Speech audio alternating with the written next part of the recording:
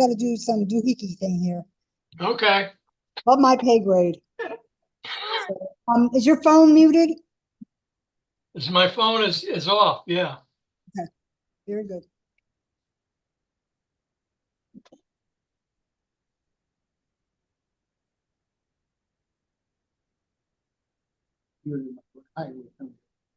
I've muted my, so I hopefully won't get any backup. This is the other thing I'm worried about Derby. They don't know anything about this. They don't know anything about going on hybrid. I told them, why don't you go to the meeting in Charlotte and watch a little bit of it? Derby's going first time going hybrid.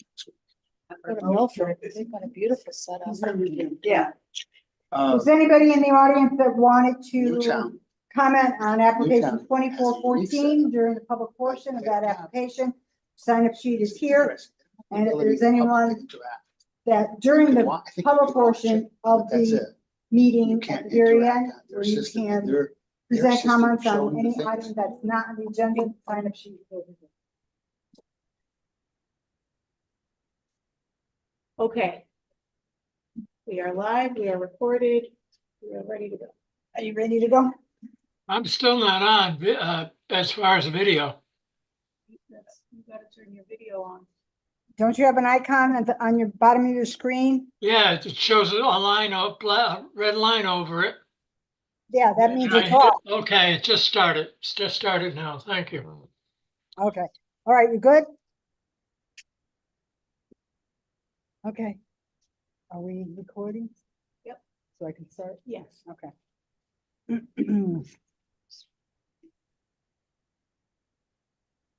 No. Good evening, everyone. My name is Virginia Harger, Chairperson of the Shelton Planning and Zoning Commission. Today is Wednesday, August 14th, 2024, and the regular meeting of the commission being conducted in Shelton City Hall Auditorium and via Zoom is hereby called to order at 6:05 p.m. This meeting is also being carried live on YouTube. Would everyone please rise for the Pledge of Allegiance? I pledge allegiance to the flag of the United States of America and to the republic for which it stands, one one nation, God, indivisible, with liberty and justice for all. Thank you, everyone. I'll start off with a roll call of the commission. Please verbally indicate you are present when your name is called. Commissioner Kelly. Present. Commissioner Parkins. Present.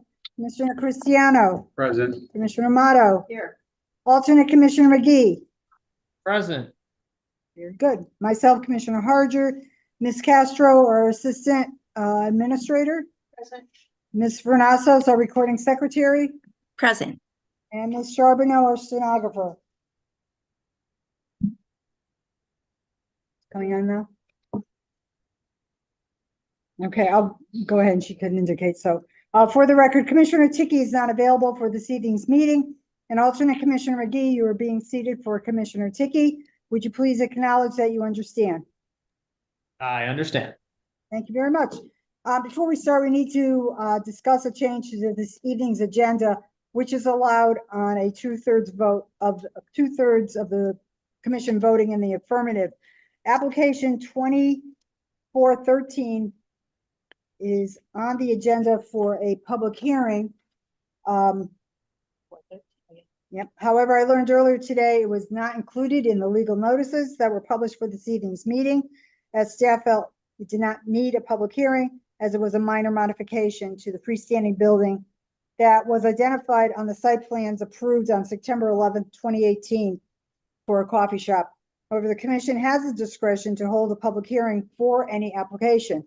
So the commission can do a couple of different things. It can remove it from this evening's agenda and require that a public hearing be held at an upcoming meeting, or with a two-thirds vote, add new business to this evening's agenda and move application 2413 to that category.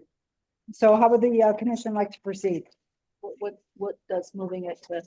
Oh, so We could discuss it. Otherwise, we would have to push it off to an upcoming agenda. I see it's on here as a public hearing, Yeah, but we but can't have a public hearing because it wasn't noticed. Right, and if we do, yeah, but we can call it on anything. So the thing is, if we have it tonight, under new business. There is no public comment. If it is a, public hearing, of course, then the public gets a chance to comment. And it's up to us to decide. We had some questions about that previously. Do we need to move it in order to discuss those? Because we were talking about Yeah, just the put it under new architecture of the business. building, not just the patio question. Right, yeah, as I it was, recall. yeah, we had, realized that the building itself had not ever been discussed by the commission. So when the patio was being added to it, it was being added to a building that we had not ever discussed. So, So, but that can be discussed if we put it under new business.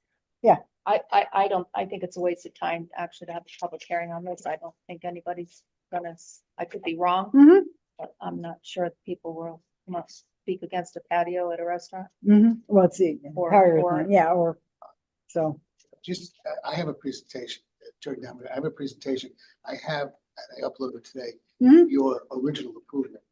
Patio was part of the original. But I have your documents But not for that building that's being That building. proposed. for that building. That's being proposed. No, for the coffee as shop, proposed? no, the coffee shop had a patio.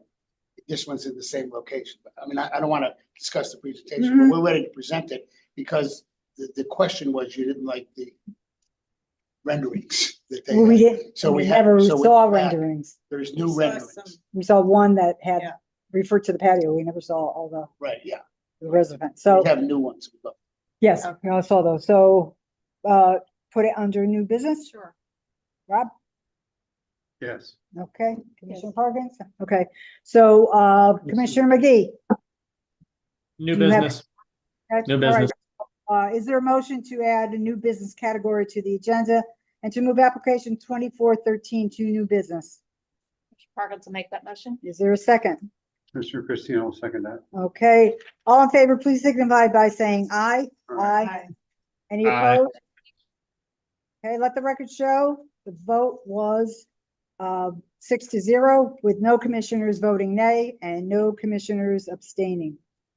Okay, so a couple of points before proceeding with today's agenda. Ms. Castro will act as a Zoom meeting host, and while commissioners will be able to make comments throughout the meeting, the chair asks that you please identify yourself and wait to be recognized before speaking to make sure we're not all speaking over each other and to make sure our recording secretary is clear as to who is speaking. And is Ms. Charbonneau with us? Right. I'm sorry? I'm writing. Okay. All right. Okay, so our first agenda item is an application for certificate of zoning compliance. ZBO 24-87 Urban Oasis at 801 Bridgeport Avenue in the Fountain Square Shopping Center. Is the applicant present?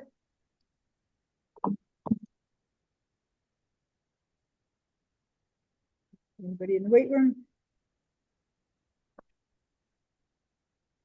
Not that I see. Did the applicant, was he made aware? Yes, they were notified. They were Via notified? email. Okay. Ask one more time, is the applicant for ZBO 24-87 here, Urban Oasis Convenience Store?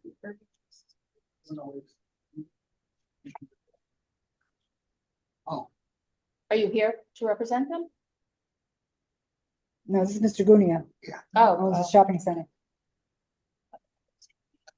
All right, well, is there a motion to table ZBO 24-87?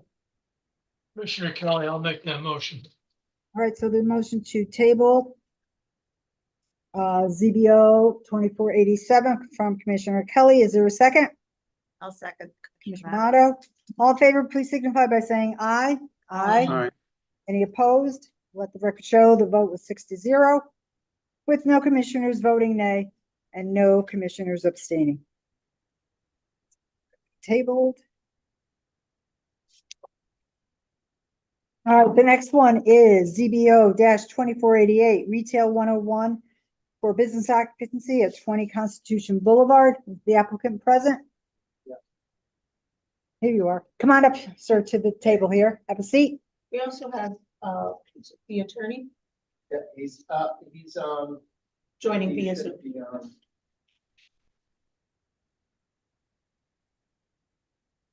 Okay, so identify yourself for the record and your address and go ahead and make your presentation.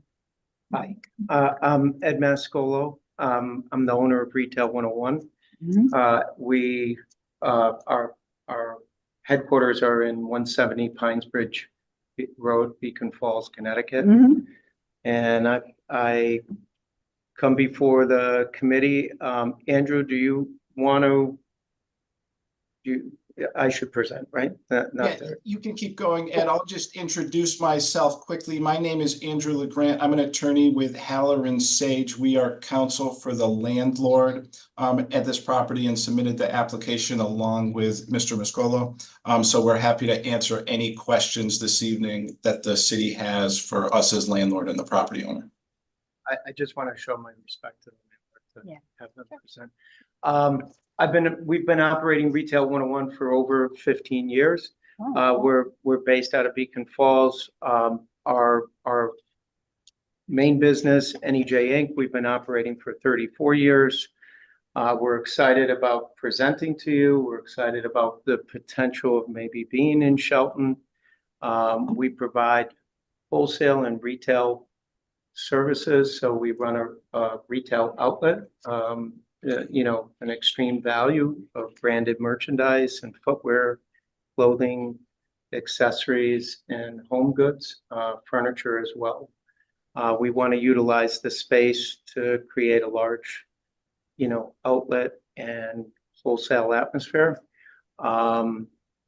We're very organized, very clean operators. If we, whatever we need to do, we address it. Management is always on present. And, we're in front of the town to, become part of the town. And that's where really, do you get your inventory from?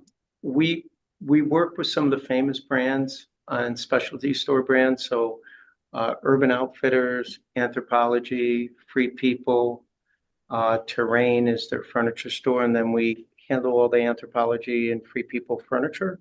We do the reverse logistics on it. So the product is marked out of stock. It's new goods. We will at times have slight irregulars. There can be some slight damages, but they're repairable. We also work with Nordstrom, and we'll have their excess, marked out of stock. So there's a lot of famous brands. And we provide a lot of value, to the community. I know there's some operations in the area, one in Bethel particularly I've visited, where the returns that people make from Amazon purchases and all that. This Yeah, is there's- not.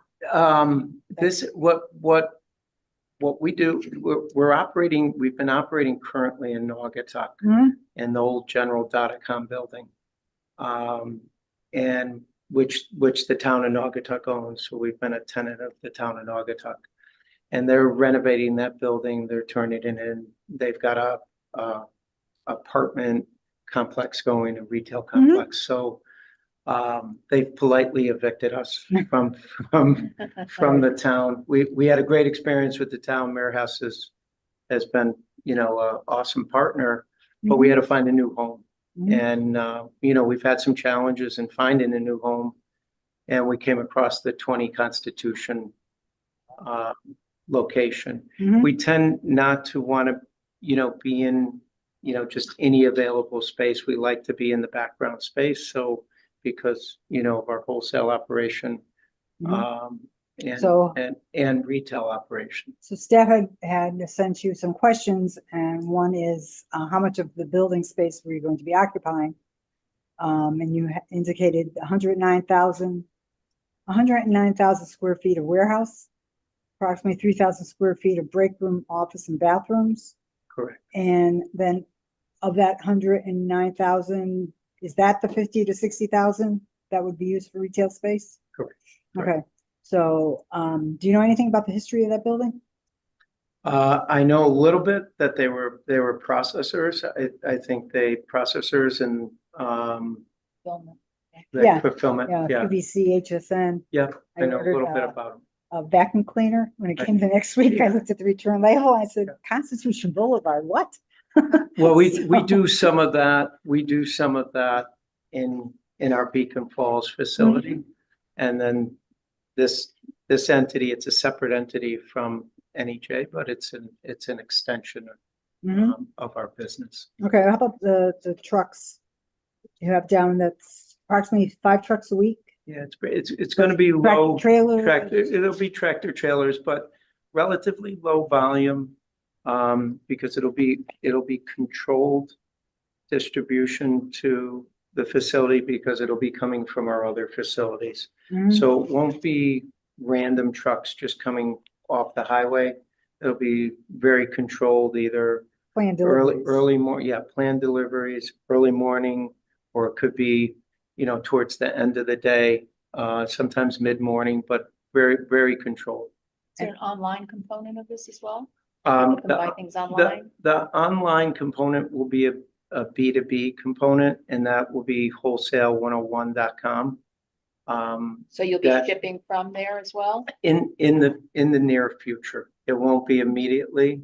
But the plan was and that's a pallet business, so that is, that's like a bulk sale pickup. So those are smaller trucks or Mhm. vans that would pick up. It's not, So you're not selling, like, you're not packaging up one to. no, it's not Look. direct to consumer, no. Okay, no Mm. direct. to No. consumer. Mhm. But the retail would be direct to consumer. Yeah, Is so there- the, So Is with the, you obviously have experience in this business. So the retail business, what is your typical volume of retail customers and as it's related to the parking there?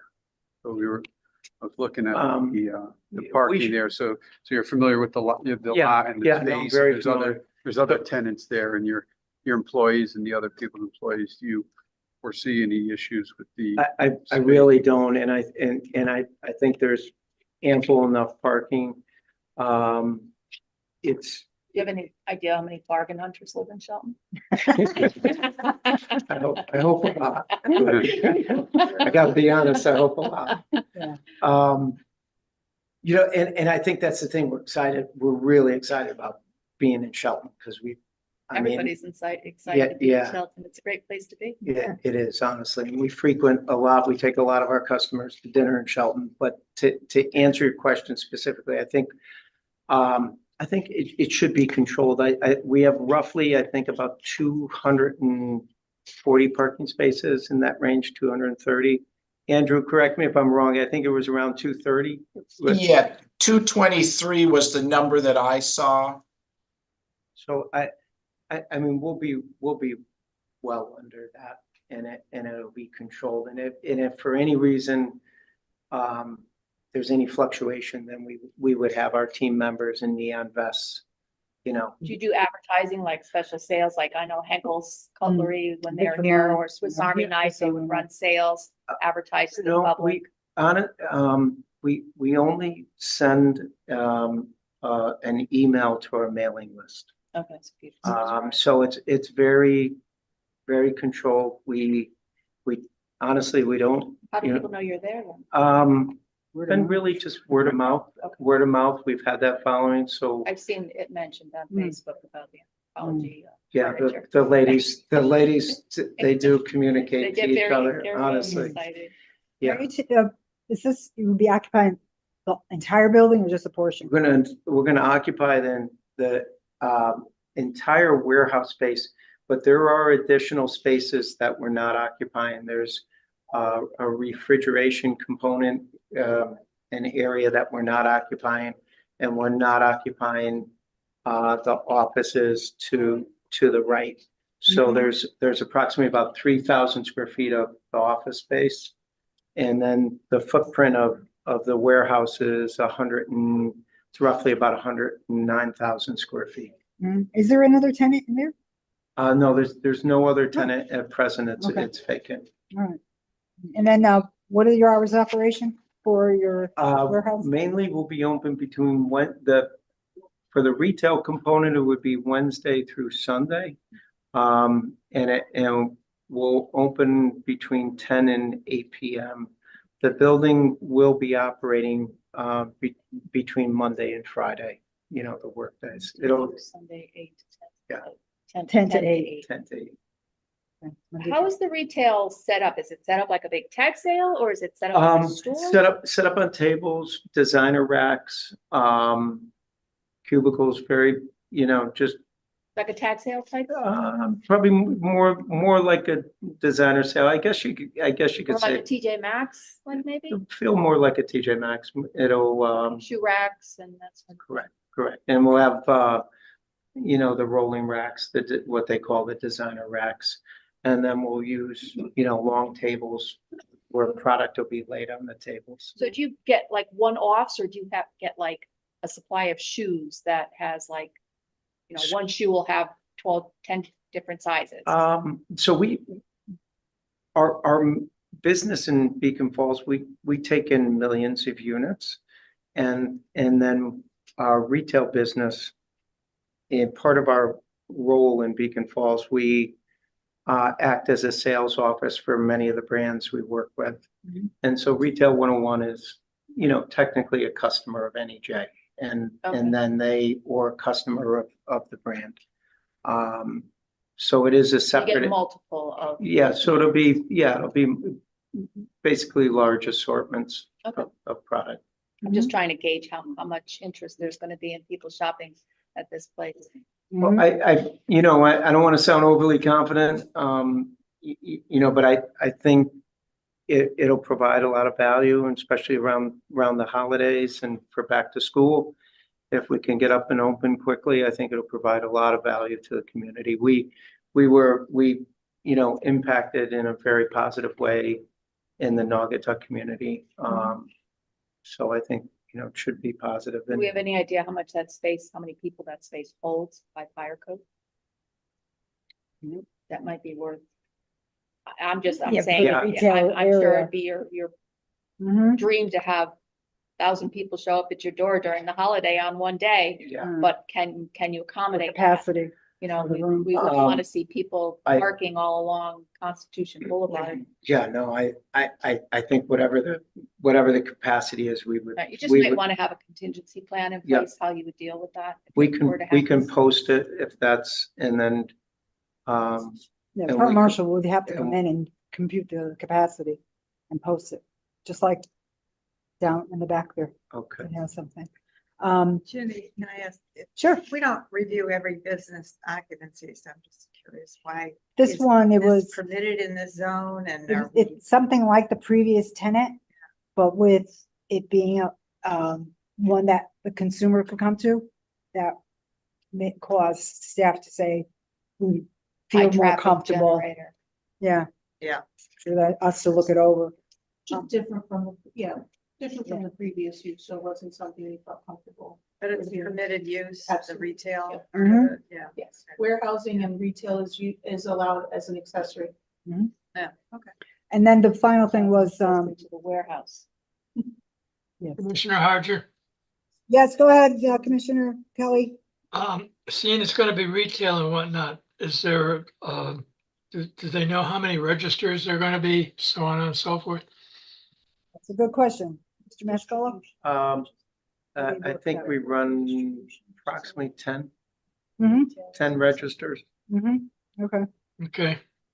One Thank of you. on the Q&A that staff sent you, it had asked about, how are you going to, how you coordinate vehicle traffic entering and exiting the property with deliveries during the days that the retail operation is going to be open, and it had been indicated that we'll have staff in place to manage directional traffic supervision with proper neon wear and flashers. We'll utilize professional traffic control personnel for safety and directional traffic supervision as needed. Is that your intent then? Right. You would have Yes. people out in the parking lot. Whatever's needed. Okay. All right. It's warehouse and distribution is the allowed use for the building, Yeah. with sales being an accessory Accessory use. use. So Mhm. like To that business. Swiss Army knife would have a warehouse yeah, and then they could have sales, that sort of thing, but it can't be the primary Right. use. Okay. All right. Any further questions? from the commission? Okay, Okay. Thank you. Luck. Thank you. Thank you. So if we don't have any further questions, how does the commission wish to proceed with this application? Motion to Good to me. approve. Yeah. Okay, so there's a motion to approve for Commissioner Parkins. Is there a second? I'll second. Commissioner Amato has seconded. All those in favor, please signify by saying aye. Aye. Any opposed? Let the record, any abstentions? So let the record show the vote was 6-0 with no commissioners abstaining and no commissioners voting nay. Okay, there you go. Good luck. Thank you. You're So welcome. we're good. Yep, just, We're good talk to to operate. staff. I'll contact you guys tomorrow. Okay, awesome. Thank you. all right. Thank you so much. We appreciate it. You're welcome. All right, so now we're moving on to the third agenda item. A sign for Urban Oasis at 801 Bridgeport Avenue. Commissioner Amato, I understand the zoning subcommittee met Yes. to review. What's the Yeah. recommendation for this Well- one? We were also aware that the business had to come before us. Right, So, we talked about just approving the sign, not business, but since we're not gonna talk about business, I think we should leave it aside. And we also had questions about the sign, okay. the placement on the building. It wasn't clear Mhm. and how it would match up with everything else in that script.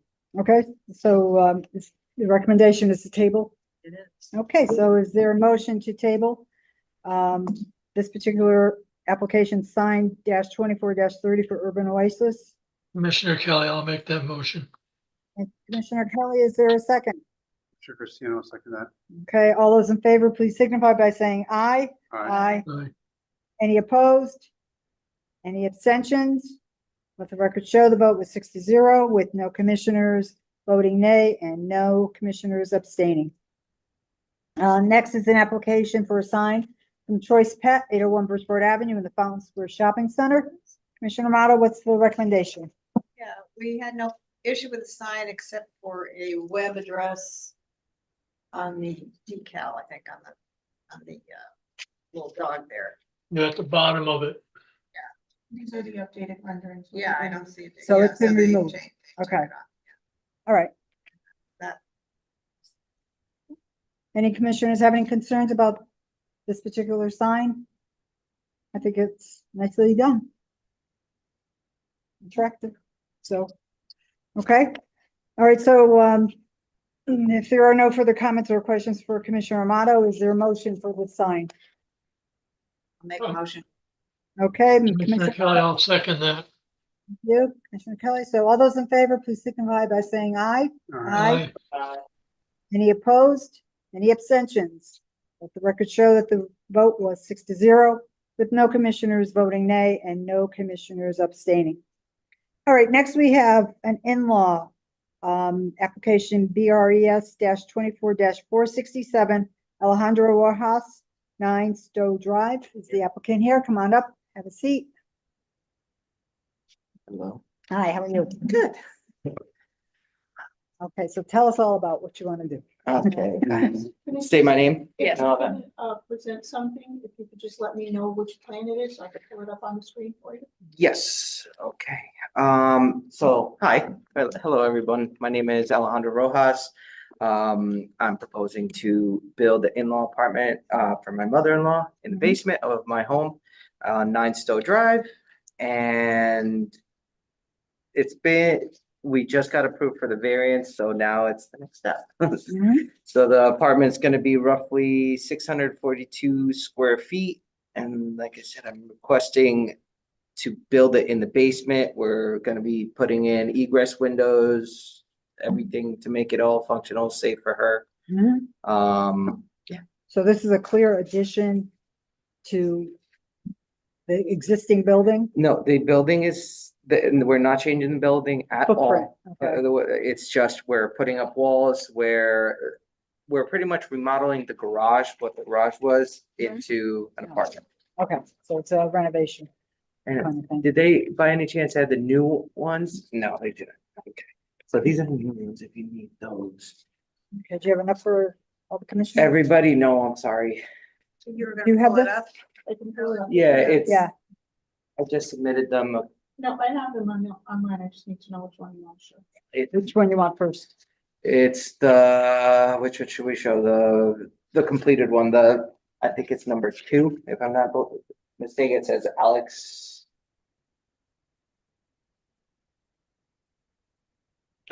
So the existing garage is being cut down. Yes, Okay, so what's it now, like a 2-car garage? it's a 2-car garage Taking with over. the basement, half of it is finished already or was finished already. And then half of it is the garage. The other side is the garage. Mhm. So Now, do you have stairs, interior stairs that go up to the main floor, or is there a connection to the main floor? from the apartment, Yeah, no. But there is a way from the apartment to get to those stairs. Let's put it that way. I am putting there's gonna be a door in the office that kind of connects the apartment and the main house. And then there's gonna be stairs, and I actually just put in a, what's it called? An elevator, one of those elevators. oh, no kidding. Yeah, Mhm. that's, Okay, they kind of go in the closet? no, the chair Oh, the one. lift. Yeah, the Stair lift, lift, yeah, Okay, all So right. is this underground or is this? yes. So And- it's under the garage. I'm confused. You said basement and then garage. Well, the basement is the garage.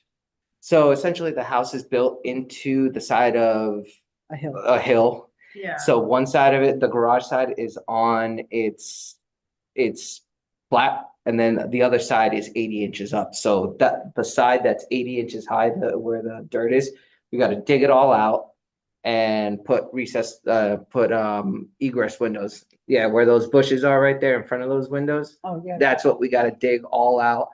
We intend to put egress windows on both sides of the apartment.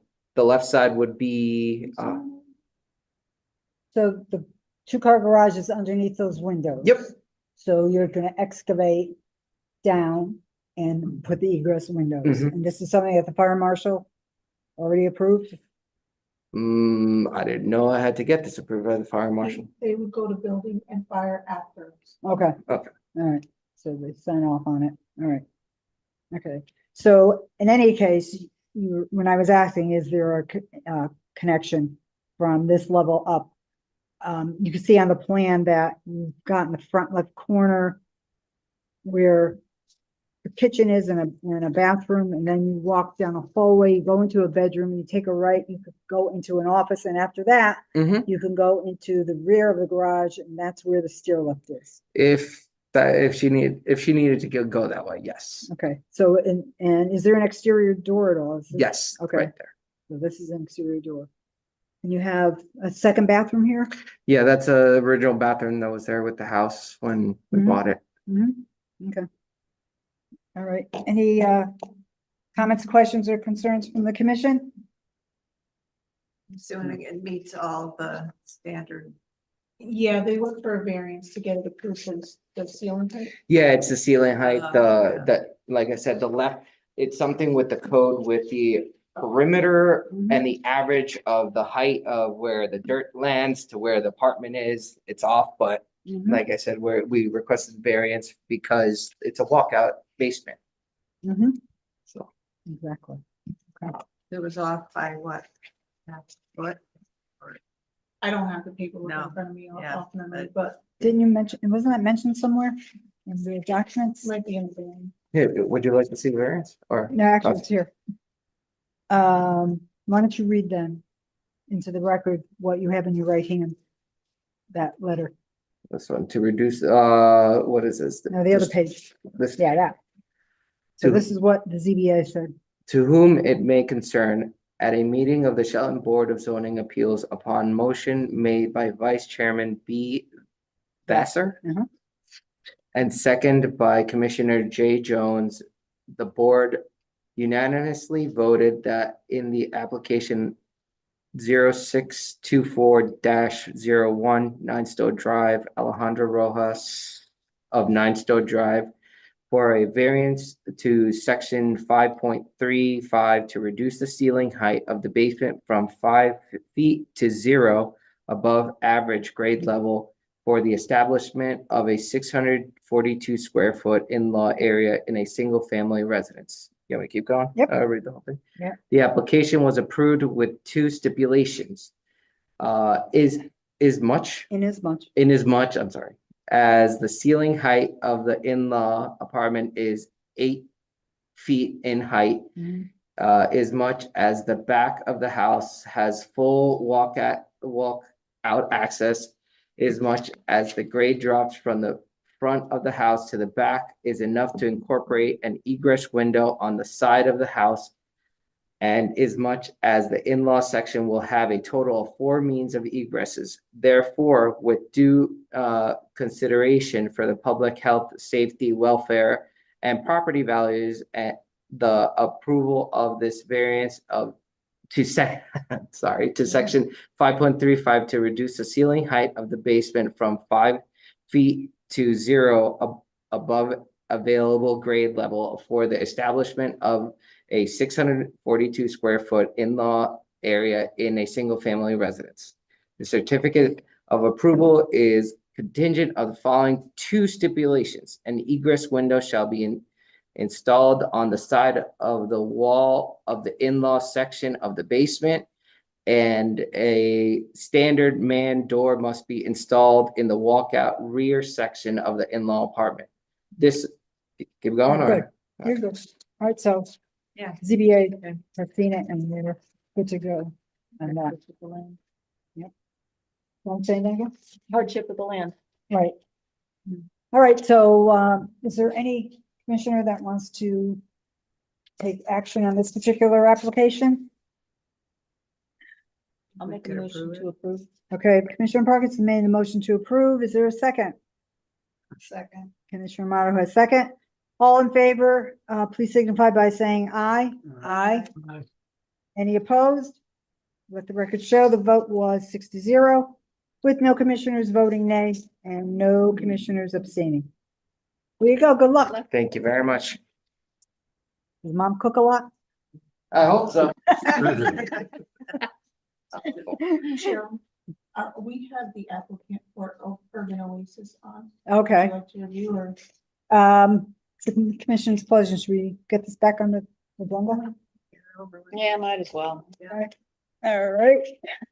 All right, so I'm going to acknowledge that the applicant for ZBO 2487 business occupancy for Urban Oasis Convenience is present. Is there a motion to put this back on the agenda? Make a motion to untable. Hello, how you doing? You hear me? We're not ready yet, sir. Let's, so there's a motion to put it back on the agenda made by Commissioner Harkins. Did you make that? Aye. Okay. I guess I Okay. did. All right, and I who was wants making to a motion second? to untable. Yes, I'll second that, Commissioner Cristiano. okay. So on the motion to put this application back on the agenda made by Commissioner Parkin, seconded by Commissioner Cristiano. All in favor, please signify by saying aye. All right, Aye. Any opposed? We'll make the motion to put both on back on. Let's see. Because we have the signs. Oh, the sign. You want to modify Yes, I'll modify my your motion? motion, Okay, the motion is being Put modified. both the application for the use and the application for the sign Okay. Use back on and the sign. agenda. All right, everybody understand the motion has been modified to include, besides the use, the sign as well. So all those in favor, please signify by saying aye. all right. Any opposed? The record show the vote was 6-0 with no commissioners voting nay and no commissioners abstaining. Okay, sir, identify yourself for the record and your address and go ahead and make your presentation. Mohammed Aid, Okay, and your address, sir?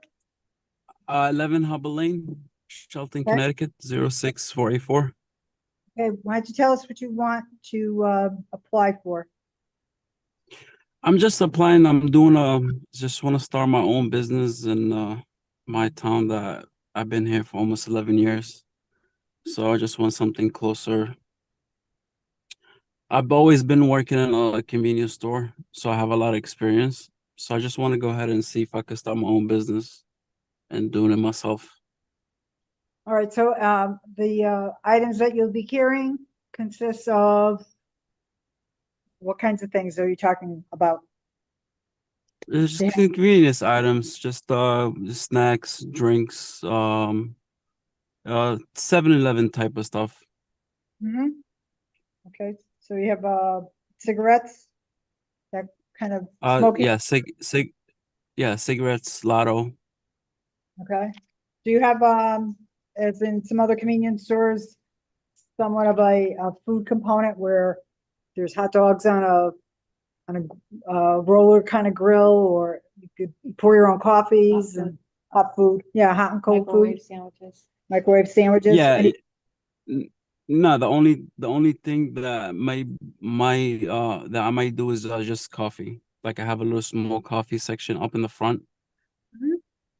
Okay, so no food, ready to take out food items.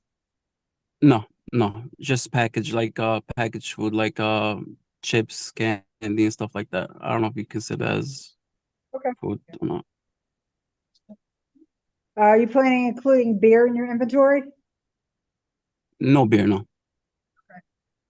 How large of shop is this? How large of a space do you have?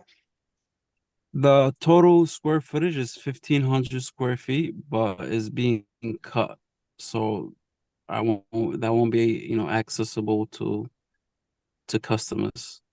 Okay, the paperwork said the square footage of business area was 1,600, so that's. being 1,600, reduced- yes. so that's being reduced? No. Yeah, that's being reduced, yes. Okay, so how much total space do you think you're gonna have? About 1,200. 1,200?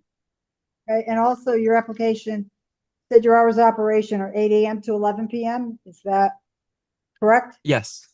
Yes.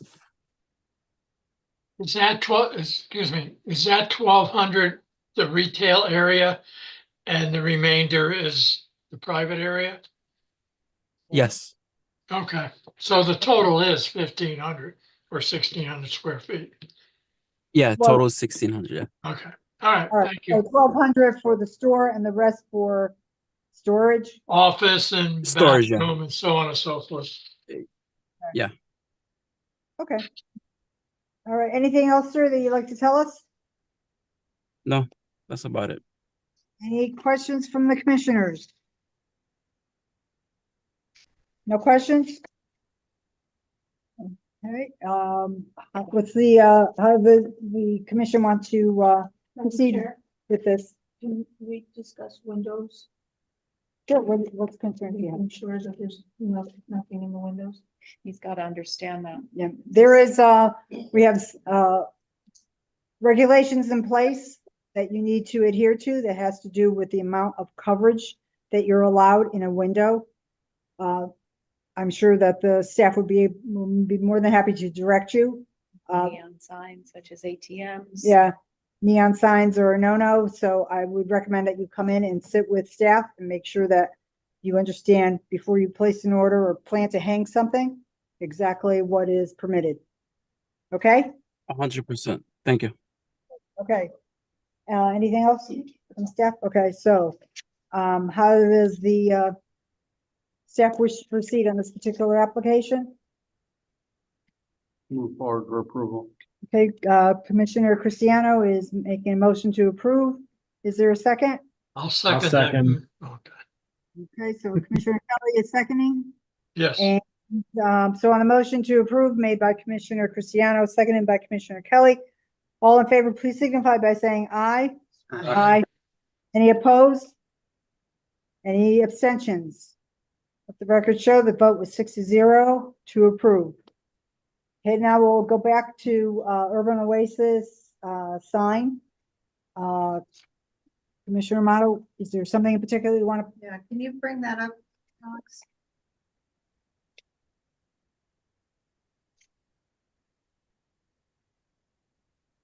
That different than what we looked at? Yes, Yeah, you guys okay. requested to show where the awnings were. Yeah. And if there were awnings on for this sign, and they are. Okay, so it is centered. Space that's allowed. Yeah.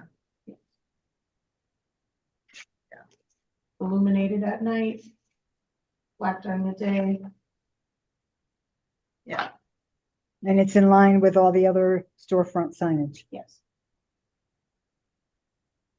Okay, any other comments, questions, or concerns from the commission?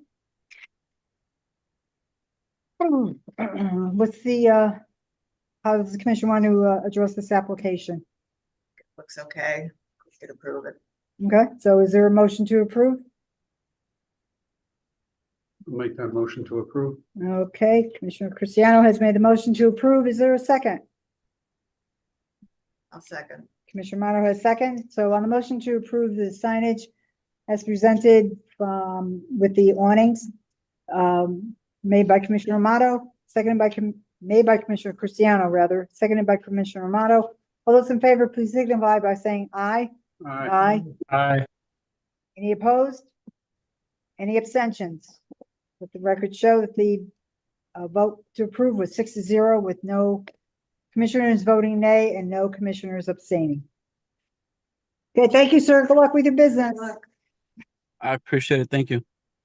You're welcome. All right, so now we're moving on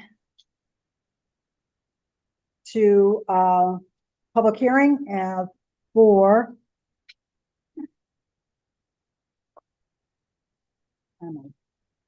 the public hearing portion. And I just need to take a couple minutes and make sure that everyone understands the protocol. Ms. Castro will indicate if any written comments were received from members of the public no less than 24 hours before the start of this evening's meeting. If written comments were received, they will be read into the record. The applicant and or its associates will make their presentation. The commission can ask questions during the presentation or at its conclusion. The applicant and or associates can answer the commission questions at the time they're presented or at the conclusion of the presentation. At the point in each public hearing when the chair asks for public comment, we will begin with elected officials of the city of Shelton that are present in the auditorium, followed by elected officials participating via Zoom or through a phone link. After elected officials conclude their comments, members of the public will be recognized, starting with those present in the auditorium, followed by those participating remotely via Zoom or through the phone link. Those in the auditorium will need to list their name on a sign-up sheet. Those participating via Zoom will need to use Zoom's raise your hand feature, and those participating via phone will be recognized after dialing *9. After you are recognized, please state and spell your name and state your address to assist the recording secretary and stenographer when doing the minutes and transcript of the public hearing. Each speaker has 5 minutes to present comments, which should address specific criteria of the zoning regulation, the merits of the application, and be new information, not a repeat of comments previously presented. Comments and questions should be directed to the commission, not to the applicant and or his associates. Members of the public are expected to practice appropriate etiquette by being quiet, observant, and respectful. Disruptive attendees may be removed from verbally participating.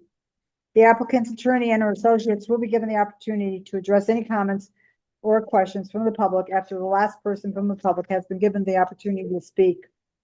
If the commission feels further information is needed from the applicant, chair will ask for a motion to continue the public hearing. If a public hearing remains open, the commission is not allowed to make any public comment, discuss any part of the applicant's and or his associate's presentation, or receive any additional information from anyone. If the commission feels the applicant and or his associates have answered all questions and have addressed all concerns from the commission and or public, the chair will ask for a motion to close the public hearing. And finally, the commission reserves the right to discuss the application at the close of the public hearing or to schedule a discussion at an upcoming commission meeting. At either time, the commission will be asked by the chair on how it wants to proceed. So this is application 2414, Dominic Thomas for Fountain Square LLC. Commissioner Amato, would you please read the notice of the public hearing? Sure. Initiation of application 24-14 PDD number 91, Dominic Thomas for Fountain Square LLC at 745 to 795 Bridgeport Avenue, Assessor's Map 28, Lot 18, for a major modification of PDD, a modification of initial development concept plans, amendment to the statement of use standards for removal of the proposed hotel and office building and replacing with 13,800 plus or minus square foot specialty grocery store and a 100 unit residential apartment building. plans entitled Initial Development Plans, Mixed Use Development prepared by Rose T Zone Company LLC are on file in the Planning and Zoning Office. This property is generally bound as follows: northerly by 3 Enterprise Drive, southerly by 811 to 819 Bridgeport Avenue, easterly by Bridgeport Avenue, and westerly by Parrot Drive.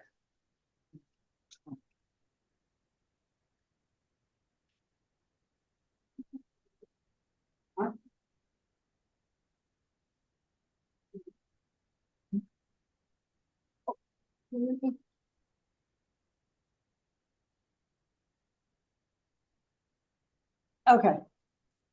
Staff has enlarged Oh, goody. plans. I think. Okay.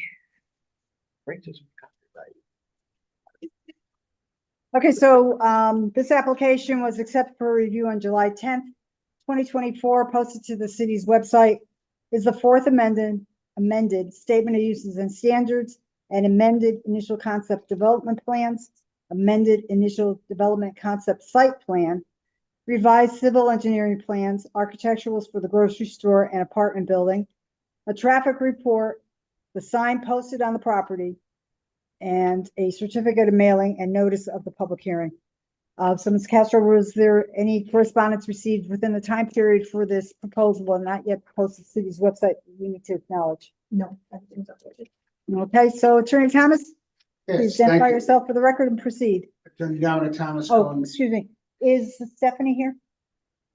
She is not on, but the recording is being Okay. received for her. All right, thank you. Sorry.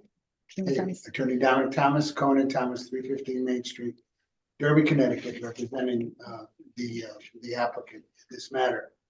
The chairman has noted I did file the certificate of mailing with the notices, upload that, and I also uploaded the sign posting photos for this public hearing. A little bit of background, in the third amendment to the statement of uses and standards, the owners, developers were approached by a grocery store. So we appeared before you at that point with an amendment to the statement of uses and standards to add as the permitted use, a grocery store no greater than 15,000 square feet at that time. And that was approved. And that's the third amendment and was approved in December of 2022. At that time, there was two concept plans as were being discussed. The commission had comments with respect to whether or not it was part of another building or whether or not it was a separate pad. And clearly the commission's position was, and it's clearly correct, was that if it was a separate pad, it needed to be an amendment to the initial concept plans, and it needed to be a public hearing, which is why we're here, because that's exactly what happened.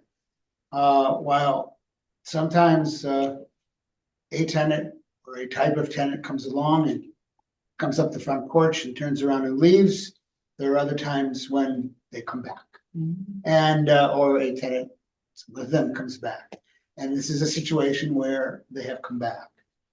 All we are allowed to say at this point is the term specialty grocery, which is what you will see on the signs, and that is the requirement. I will tell you, I can tell you without violating anything, that the level of interaction is, they're not on the front porch anymore, they're somewhere in the living room, okay?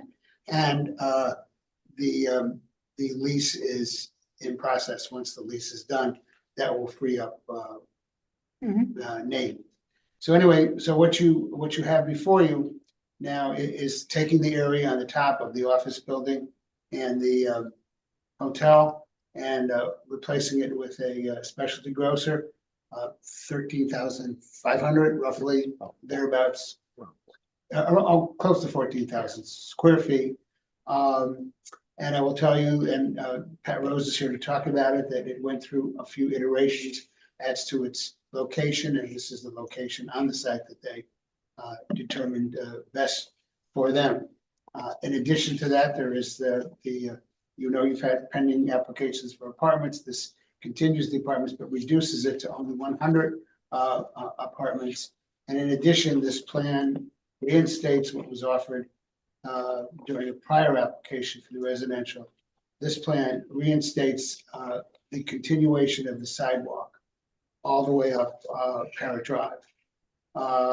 And the reconstruction of the fence on the top, which may be in the right of way, not really sure, we're not really sure what it is. But regardless of whose responsibility it is, the applicant is going to do that. And it also confirms, similar to some of the other plans that we've come before you with, a water feature in the area that's a water feature and pedestrian park area. So we have, as you stated, we have Dave Sullivan available via Zoom to talk about his letter on traffic, to address the issues with traffic. And with that, if you have no questions for me, we can turn it over to Pat Rose to go over the concept engineering plan. And I did. Does everybody have the 11 by 17s of the not just the renderings? I'm talking about the site plan. Yeah, you do. Okay. Okay. And turn it over to Pat, and I can screen share Pat, whatever you wish me to bring up. Pat Rose, Rose Teasel and Company, 35 Brentwood Avenue in Fairfield, Connecticut. Architect for the project before you tonight of the grocer and residential building.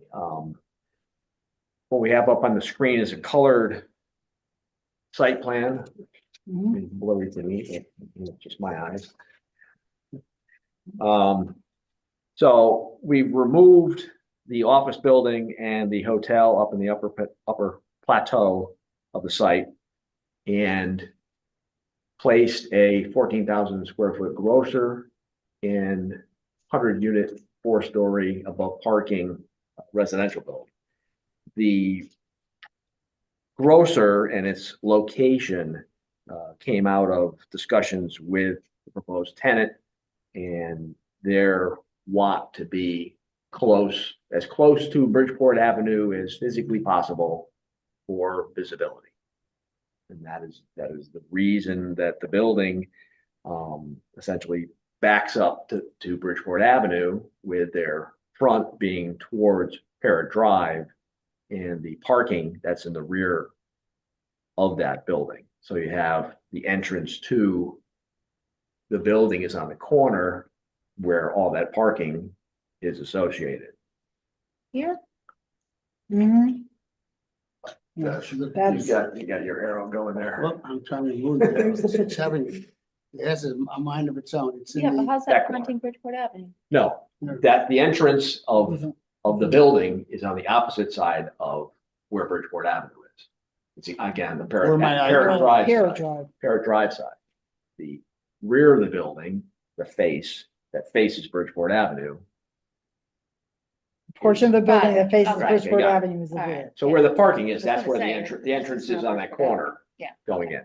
That's, okay. So essentially you come in, you park, and then you go into the corner of this building, and then come back out with your groceries. On the side, to the north, there is a loading dock area that you could pull up and back into that loading dock area on the right side of the building there. That's just one. One dock, correct. So all they require is one dock. Hmm. And then from there, you can circulate to the apartment building, either go by going around it and entering underneath, or taking a quick right, and then you can enter underneath, or you can circulate all the way around the building. The entrance to the apartment building is facing Bridgeport Avenue. It's an L-shaped building with a commons clubhouse in the front, adjacent to the front entrance, with a pool and the typical things you see in the clubhouse. I'll go over that in a little more detail. Below the apartment building, we have brought back the water feature, fountain and stairs and platform on either side going down to where Panera is and where the preschool is. You expound on the platform? I'm sorry? Is the platform a recreation area? Is it? It's just a seating area, you know, in front of it. That's all it is. There's a water feature on In front of the fountain? no, on the lower portion, there's a seating area. There's a sidewalk that connects to those stairways that come down. Yeah, And then in front, there's a grassed area in front of the fountain. Here it shows, a grass area that looks like a sidewalk, some bushes, and then the fountain. yeah. Right, there's a green space in front of the fountain, correct. Green space, but Space. it's not for pedestrian use. Yeah, I think you can see it on the plan view, but Yeah. not. this Yeah. rendering. Yeah, this one. Yeah, So if you look at this part, you can see, I'm looking at both spaces and I don't see any like recreation area. No, there's not a recreation space. It's a green space only. in front Okay, of it. green space being, right, non-usable green. space. Non-use, yeah, bushes. Okay. Correct. So, Would you prefer for bringing up the rendering packet? Because is that what everybody's looking? No, I'm going Okay, back and forth okay. between the two. Thank you. so what we've done is we've provided 125 parking spaces for the grocer and 158 parking spaces for the apartment building. 61 of those being underneath the building. how many room? 158. 158 for the residential, 125 for the grocer, Mhm. And how many units in that apartment building? 100.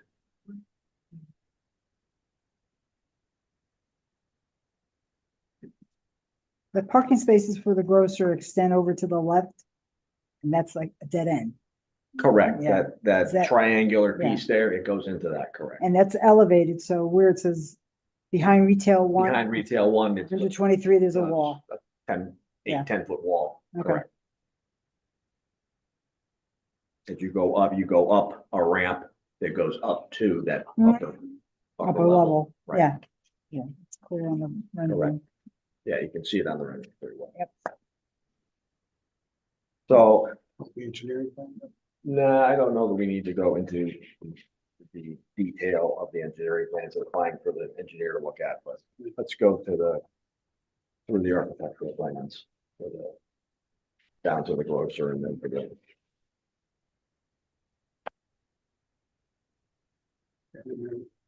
Apartment architecturals.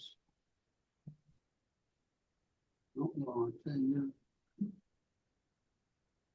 These are the apartment. now? that's the apartment. Yeah.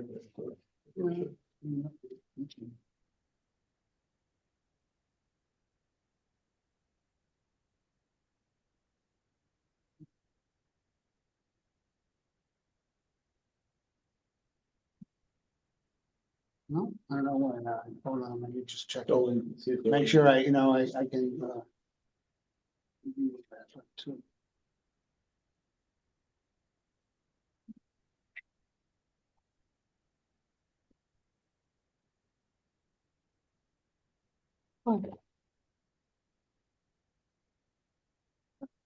Talk about the other ones. I've got to load, I think that they're not loaded. They're not loaded on there? Go back, Okay. go back. The apartment architect. That's fine. You can bring up the apartment, we'll go through that first. Which sheet are you referring to? Would be A101 of the apartments. I'll go through that first. Dominic's got that. That one on, in this group? It should be at the end of that. Yeah. Is it at the end of that set? SP, I have Okay, SP7. We delivered separate packages for the, Architectural. the 11 by 17. We delivered separate packages. There. Counselor, is there any other? Yeah. Stuff? Which one? That looks like what's up on the screen. Right.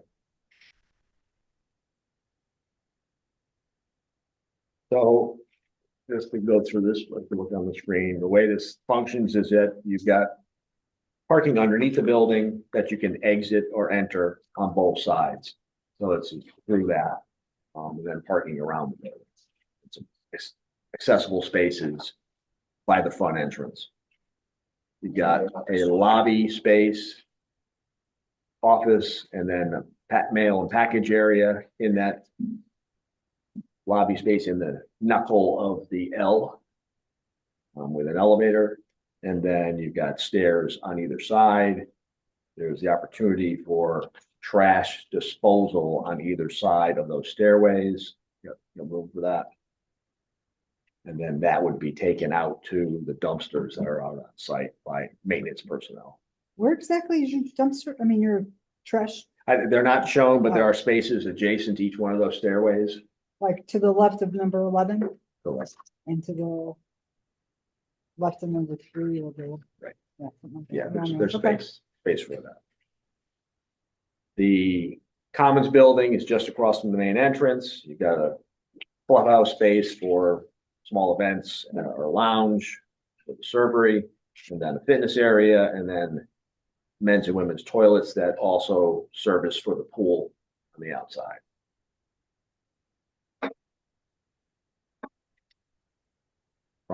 From that lobby space, you go up to the apartments, which there are 25 apartments on each floor.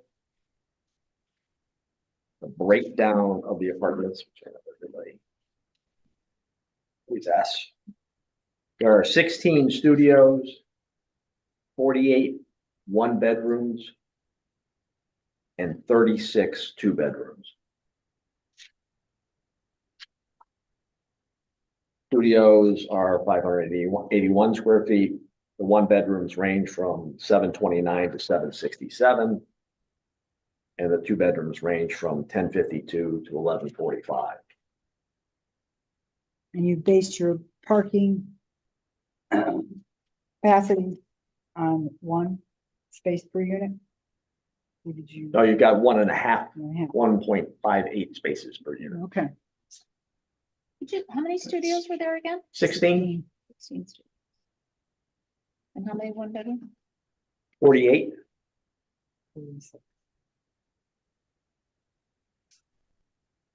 Commissioner Kelly, what's the square footage of the clubhouse, you know?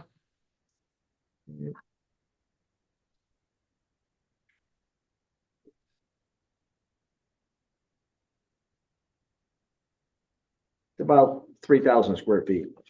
Okay, thank you. Commissioner McGee, is the parking assigned or is it first come, first served? Parking normally would be assigned for at least 1 per unit. Mhm. So is this covered? Is this thing covered or?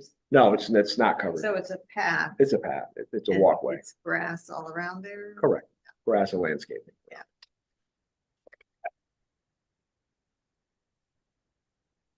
Well, going back to apartments, we've got stairways on either end, the service exiting.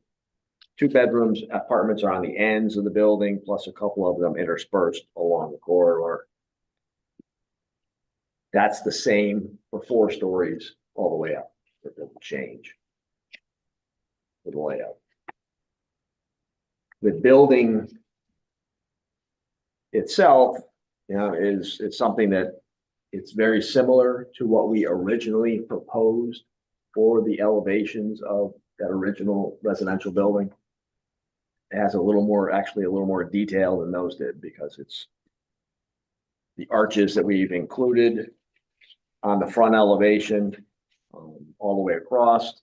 You've got each piece of the building is bounded on either side by towers, which we've done previously. The towers have brick and they have all 3/4 of the way up, and then they have shakes with their own metal roofs. You got a center gable, which is similar, that you've got brick and then shakes.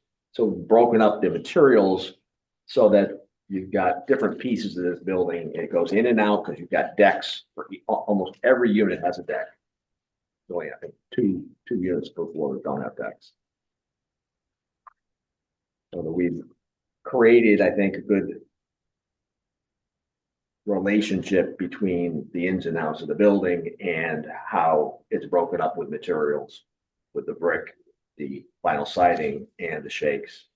And then at the bottom, we've got stone at the bottom, or of the bottom of all those columns. They're stone. The elevations of that commons building uses the same materials, the stone on the bottom, the brick, and then the shakes around the windows with arched windows, similar to the residential building, and the hip roof. Those relatively low height building. The overall height of the residential building to the peak is 68 feet. To the eave, it's about 58 feet. Mhm.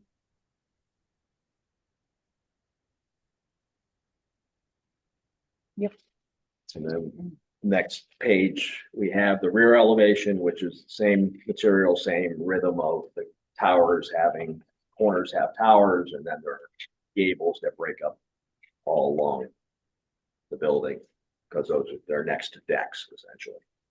Mhm. Similar materials.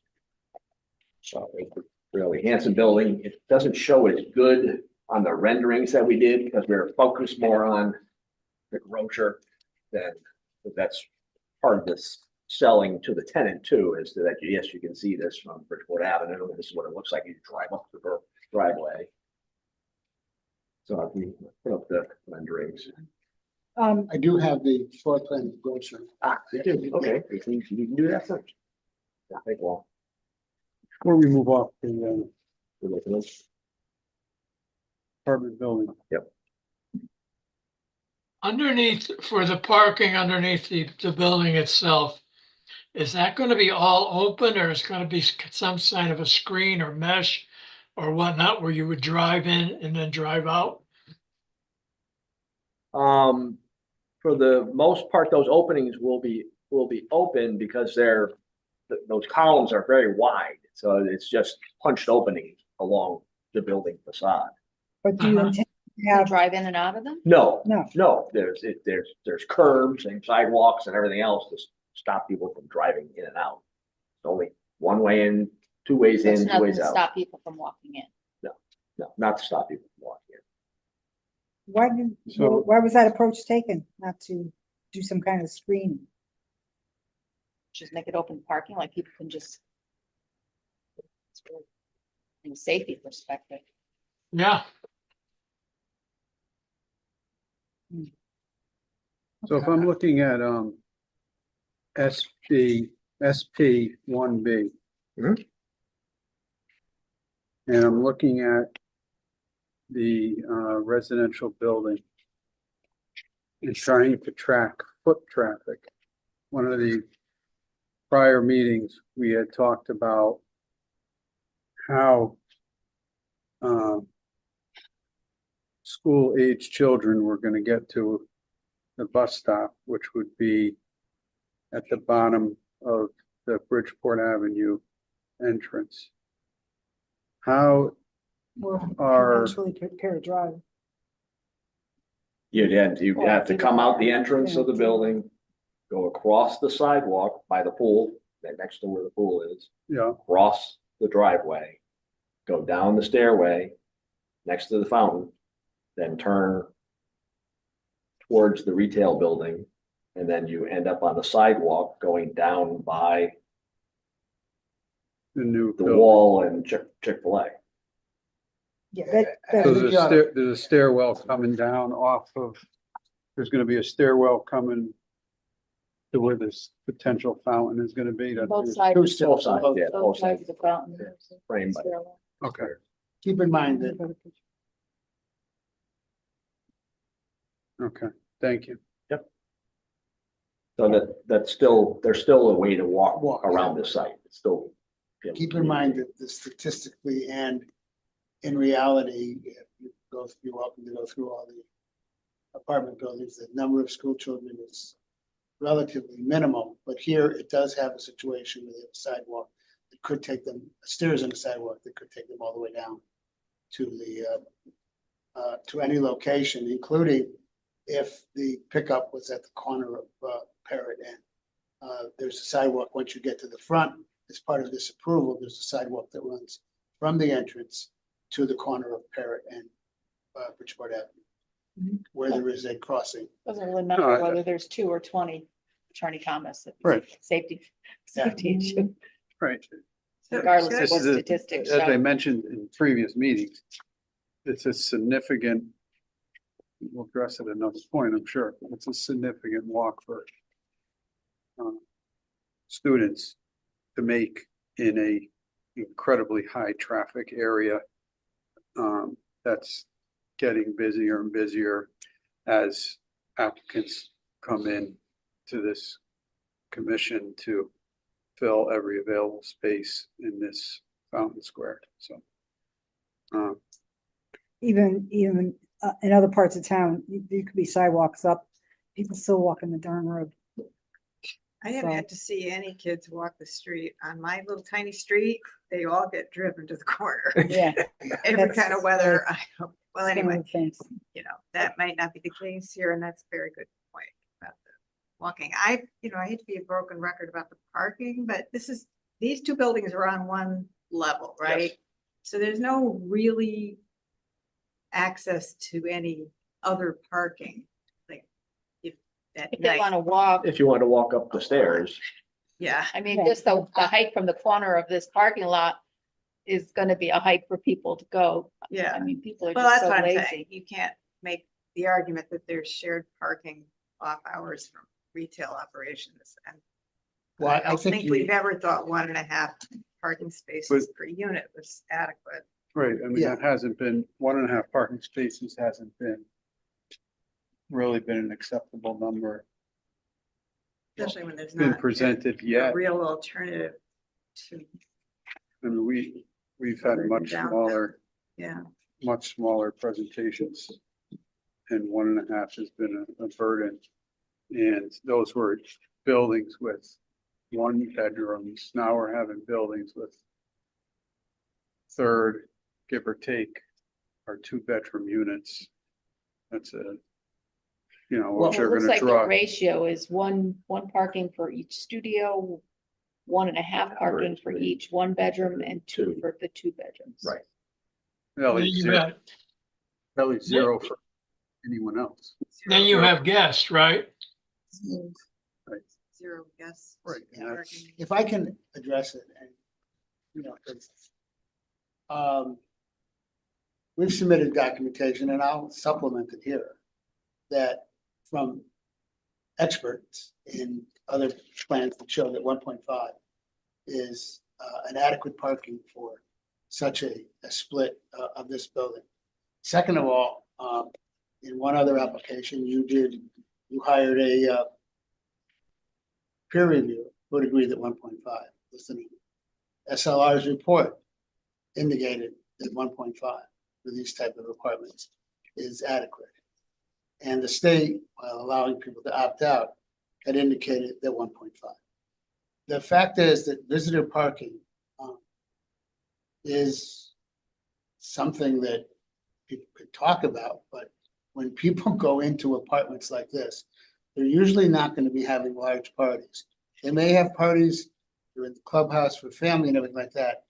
And in some of the apartments, you're right. If they were going to do that consistently, you wouldn't have any place to go. For example, you take the Ridge at Sawmill or other places like that. You don't. Here, it is, while the theory is that everybody needs to park in front of where they want to go. This has more than adequate shared parking because of the fact that there are times that parking and retail flows back, but you have parking down below where the Goddard School is, you have parking where Panera is. And the fact that someone has to walk a few hundred yards, which is not even the length of a shortened par 4 on a golf course, is not a disaster to anybody that wants to park and go there. However, there is no empirical evidence whatsoever of any parking problems with any apartments in the city of Shelton, in the urban areas that have, in the outer urban ring, and even in the urban areas that have 1.5. And there's just no evidence of that. And as a matter of fact, since I frequent it, I believe the parking for 502 Howe, which is in downtown. Parking for 502 Howe, I believe when we did it was 1.5, maybe 1.7 possibly. And I invite you, if you wish, to go and go to Common Grounds at 5:30, 6 o'clock when they open, which is when you study parking from residential parking. You study it from 10:30 at night to approximately 5:30 in the morning. Because that's when you look at, that's the peak residential parking period. And the reports that have been done, and I'll submit them again, and Dave Sullivan can maybe comment on them, because Dave was the leading author of the most comprehensive 14-year parking study. And the fact of the matter is that of the numerous parking, and this has been submitted to your commission numerous times by me, you took across the board, and it was studios, 1s, 2s, and 3. You could look at it. This has no 3 bedrooms or anything like that, but when you look at it, the average turned out to be 1.43. When you look at it off. Now, there were some that were very low that were like abutting a train station or something like that. But the average was basically 1.43. But if you go to 502 Howe, 5:30, it's close to 6 o'clock in the morning, look at the parking you've been approved, you will find empty spaces at one of what's supposed to be one of the peak parking times. And I don't mean just a few, in both the underground parking and the platform parking in the back. And I think that's an example of what occurs. In this situation, we have 1.58, I believe, 1.58 parking, almost 1.6. And you do have the situation of whatever you want to call it, shared parking. You have the ability to park anywhere else. And as a matter of fact, if you were having something on a weekend, when normally when people have events, you have things on the weekends, you got to realize that Goddard School, I don't think is going to operate on Saturdays and Sundays. I'm not talking about events, Attorney Thomas. I'm talking about 2 people living in a 1-bedroom. We've had this conversation many times in this commission. 2 people living in a 1-bedroom apartment.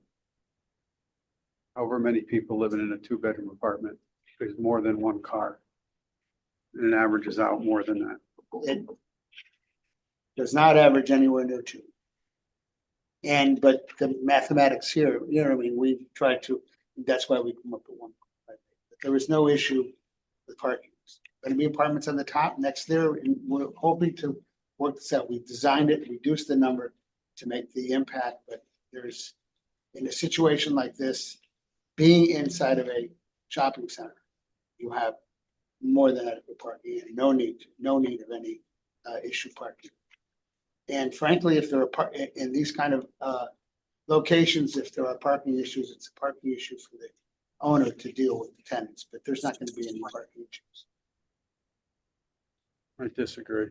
I disagree that the parking issues are on the onus of the tenants. It's the. Charlie, I'll call you back. I'm at a Zoom meeting. Approve these buildings and approve these ratios. Charlie? Still comes back on. Charlie? Commissioner Kelly, Yeah, we're picking up your audio. yeah, I will. You're saying that there is onus of responsibility that falls back onto the commission that makes approvals. Once I get the heat. Could you possibly address why there's only 1 lane going up and down? Is that totally adequate for the amount of? 1 lane split. No, 1 up. Oh, One up, one down. down. Yeah. It's the same thing that you have through the rest of this driveway, except at the very beginning of it. It's 2 lanes, but then you split off to the right, you split off to the left, and there's less traffic as you go up the top. Yeah, I was just thinking once people got past this initial part, past Cobb, and they start going up the elevated area, the draw that that area would be, is that enough to keep the Yeah, traffic it's moving no along? different than any other Or parking even area. At Big Y, it's to go out on Bridgeport Avenue. It's, There's two, Two lanes. there's two lanes, but that's Yeah. leaving, you know. Yeah, That you're stacking exactly. against a road that you're gonna turn right or left. all right, Yeah, and- there are two lanes exiting onto Bridgeport Avenue Mhm. here, and then, of course, the exit onto Parrot Drive. Yeah, way down Now there. It's has a just, light, yes. I was just concerned about, is there gonna be congestion up here? Would Um, that create some congestion? With one lane going up and one lane going down? And so you feel that, No, not because gonna you're happen. going in one direction. You, as you can see right before that, we've got a turning lane, Mhm. you know, that you straight or right or Mhm. left. So where you make decisions and turn, we have turning lanes. You're going up that hill, you're going Let up me that pull- let me hill. pull up the renderings.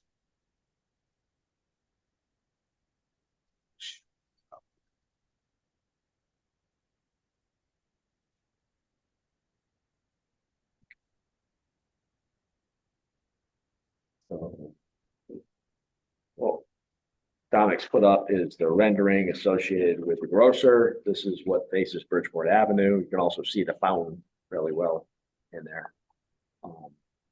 That we've used the same, similar brick that we've used on the rest of the center, the gray and the white.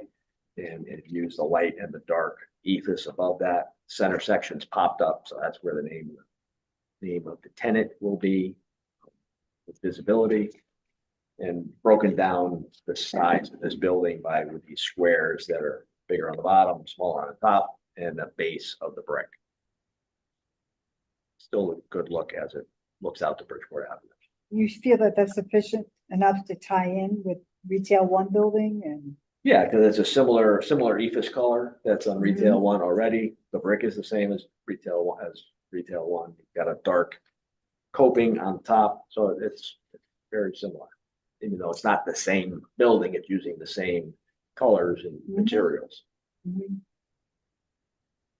And the size of the building is exactly what the potential tenant would be requiring. Yes. It's yes. Yeah. The floor plan says 14,000 something and that came from them, so. yes. Mhm. Yeah, and they have gone back and forth substantially on the building itself. Right. Oh, is it right?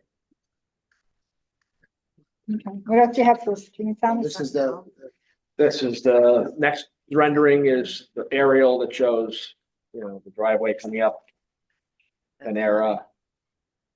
The old version of Cava, Mhm. retail one, and then the grocer in the center with their residential behind and the small commons building opposite that, and the nook of that L. So I think it fits in quite well. You'll see with what retail one looks like and what the grocer looks like. It's similar materials. You can see where the entrance to the store is, back in where the parking is against the rock cut. And then you got a better view of what the fountain, we're anticipating the fountain. third one is from Bridgeport Avenue. Right, third one is just what you'd see if you were just north of the entrance to the center So there's a view requested by the tenant. Mhm. So you have a view of Cobb, you have a view of the grocer, that's where it is. You can see the Panera building and then you can see the residential building behind that. It's hard to look at the perspective and feel that all the space in front of it is, almost seems to be down. And this is, I don't know, it just doesn't look like it's in the right elevation or something to me. So the fountain is over to the right and it's hidden behind. It's hidden behind Panera. Panera, correct.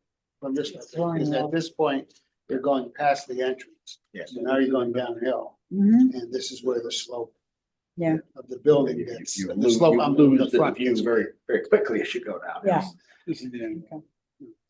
Yes, Looking up the drive.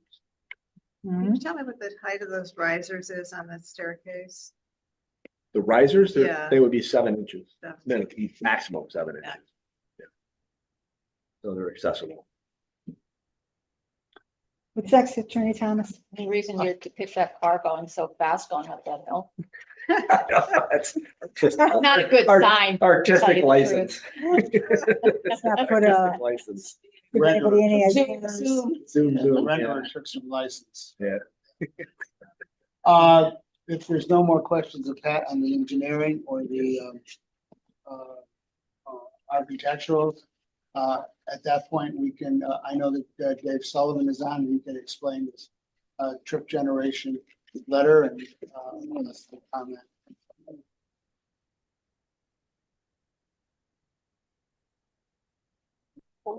Yes, reason.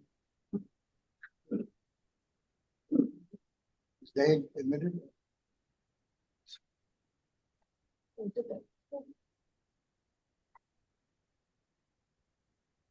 Saw him.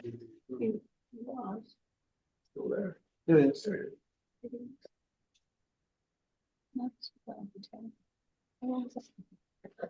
Means. They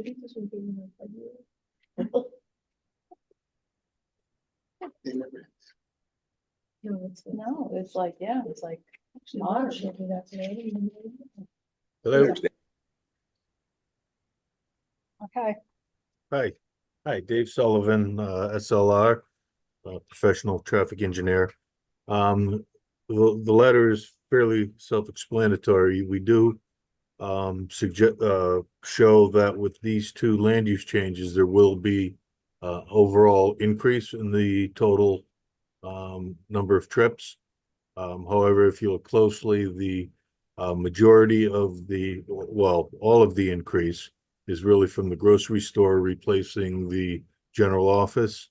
And the multifamily is actually a reduction from the hotel, which were on their places. So overall, we show that in the morning, traffic will be similar, slightly different orientation, and an increase of 67 trips in the afternoon peak hour and 79 in the on the Saturday peak hour. We did do not part of this letter, but we did do some preliminary analyses of the latest OSTA application we have active now, and found that there wouldn't be any negative levels of service reductions. I believe there was an A that went to a B and a B that went to a C, but certainly no problems were identified in terms of operations. So that's the short version of a short letter. So I'd be happy to answer any questions. Why would the count go down from replacing a hotel with a apartment complex?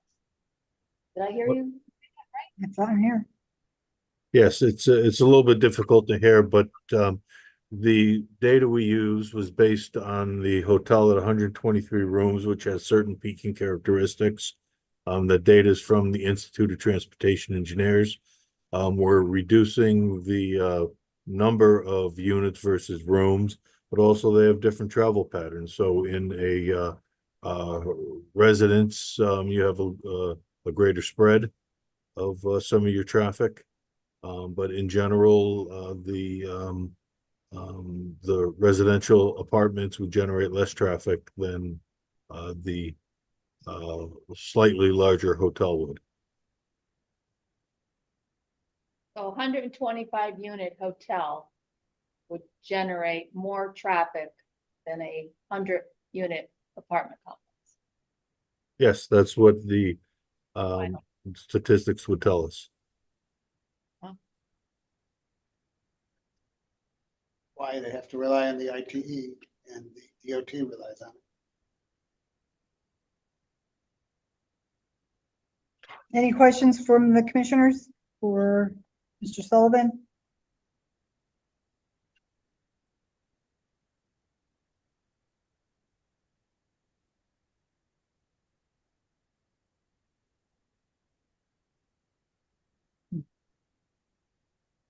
Okay, anything else? I Jimmy think Thomas? that for this public hearing, I think that concludes our presentation. The statement of uses and standards modification is clear and has been presented. And like I said, with this application, we have reintroduced the sidewalk going all the way up. As you are aware, we still have the pedestrian access through Three Enterprise by easement, but the vehicular access through Three Enterprise was eliminated after discussions with Mr. Centel. Mhm. So but the pedestrian accesses remain, and again, if this application goes through, is approved, the developers are willing to contribute to the improvement of town infrastructure by putting in a sidewalk all the way up. You know, there is a very tiny sidewalk that goes up towards, and this would now continue it up to the traffic. The traffic, I don't want to say traffic circle, but the turnaround. Yeah. So the offer to do that, those improvements are only contingent upon this being approved? Well, they are a part of this road. Oh, yeah. They were part of the initial apartment complex. They were part of that. And taken out of a subsequent application, the applicants are going through a refinancing at the present time. We're looking at the financial aspects of it and felt that with this application, financially wise, it allows them to, it's not inexpensive to do it. Well, it's a little Yeah. self-serving as well, because they want people from Renaissance to be able to walk down and shop. Well, the people from the Renaissance could actually, they can walk down and shop. People from the Renaissance, where they're located, and we went through this at some applications ago, they can actually walk right across the Parking garage. and go right down. into Yeah. the enterprise, It's not a down the direct elevator and come out, you know what I mean? But depending on how many steps they want to get on their Apple Watch during the day. Is there any particular reason why the residential is going to be, is being positioned as apartments and not condos? Market. I mean, similar, again, the success of doing this has been made obvious locally here in Quarry Walk, which has been an enormous success. And this, as you heard me say before, this has a lot of the same components of Quarry Walk, even though Fountain Square doesn't have, for instance, medical, financial, and other stuff in it. You have immediate access by either the elevator or if it's sidewalk to go up the sidewalk, but you can certainly go through Three Enterprise, get up and go to Corporate 4, which is where doctors are, and there's also financial. What's that? My question though, why is this an apartment complex and not a Because condo? it's what the market Okay, states. It's what the market states. This developer has done at least one, if not two of these, and these are becoming more popular. And obviously they're becoming more popular around here. They're both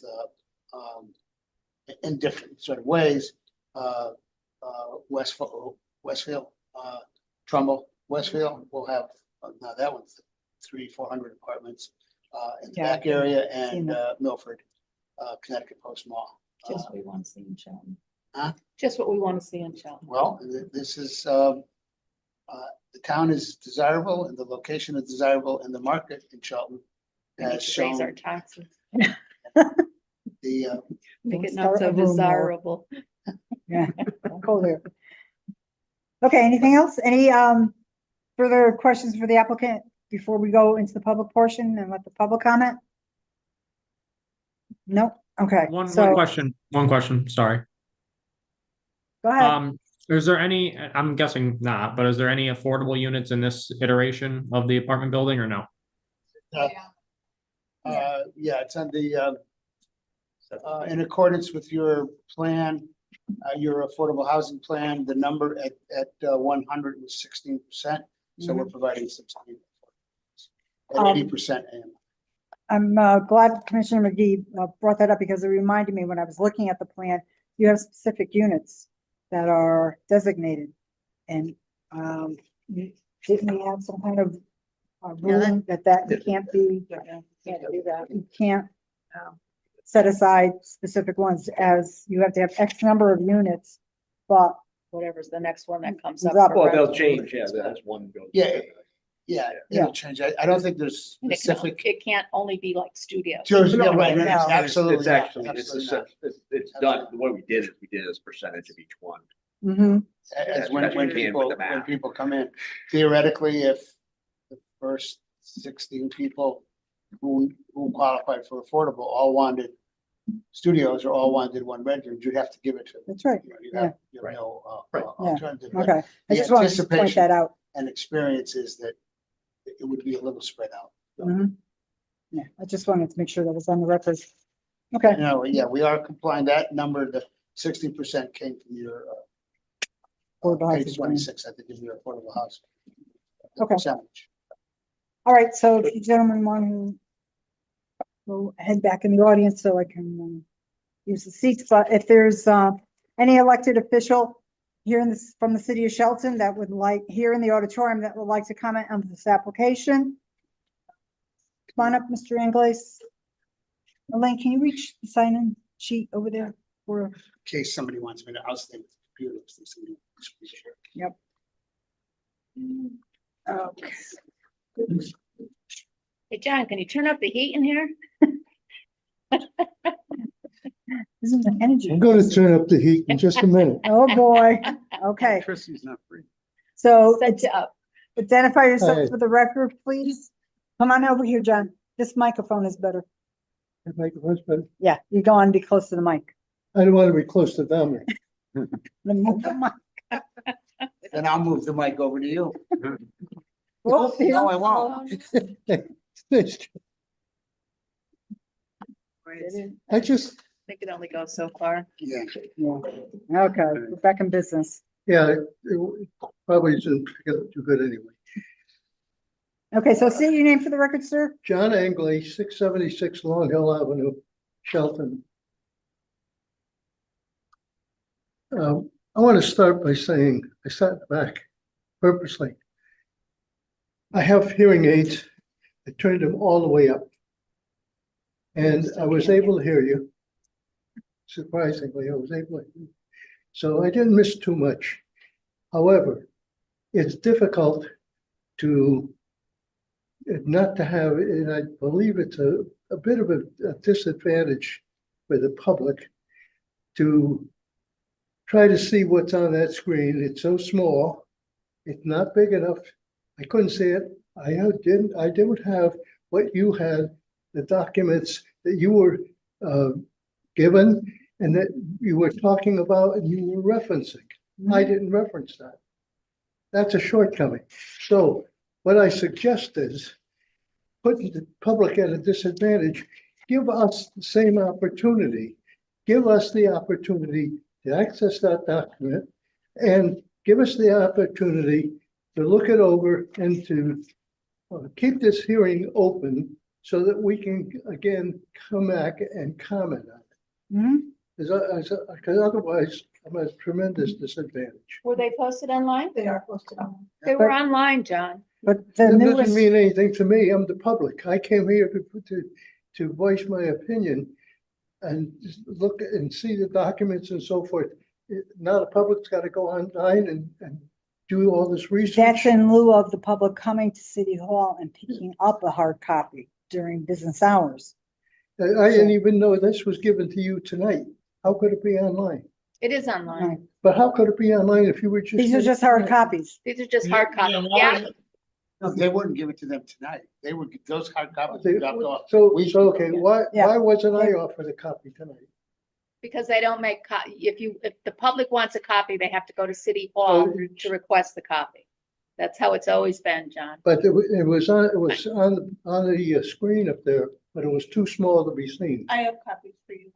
You want to grab. Yep. Oh, I will. Next time, sit up front with us. Okay. Mr. Pay Ambrose? $1 each. The clock's a ticking. Yep, I'm here to speak against this, I believe it's You know, I got it have the references on my phone. So if you give me a couple extra minutes, I'll go to my phone and get the reference to see. What's this hearing? What number? This is 2414. 2414. So I'm here on record opposing it. Mhm. I think first thing I'd like to point out to make is you've got, this site is tremendous pedestrian congestion. It's the site is building out, and the proposal to modify this site is going to create additional vehicular congestion. I think the fire marshal should review this site once again for pedestrian safety and vehicular safety, fire safety. How we getting our fire engines in there in the event of an emergency, emergency vehicles? I think you should have taken another look at it. I don't think it's a good marriage of site usage to put a store and then on top of it, put apartments. One or the other. You want to use the site, one or the other. Which do you want?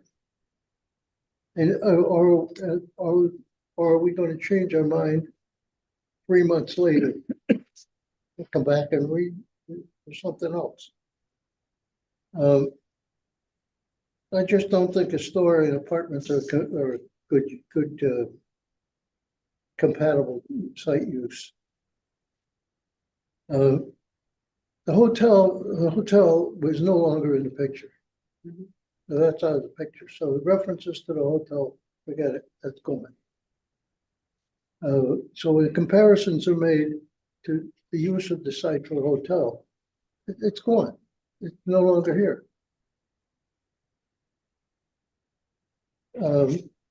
I see this also impacting water pollution control. This use impacting adversely impacting it, adding more congestion, adding more gallonage to, and I don't pay too much attention to all the state requirements, but I mean, I just think we have to think, and that site, we've turned down a number of apartments usage up there, right across the street, right up and back on Parrot Drive. What don't they understand? What don't they? How do they keep coming back asking? I mean, I think we just got to say no and keep saying no until they get it. We don't want, just like so many other things.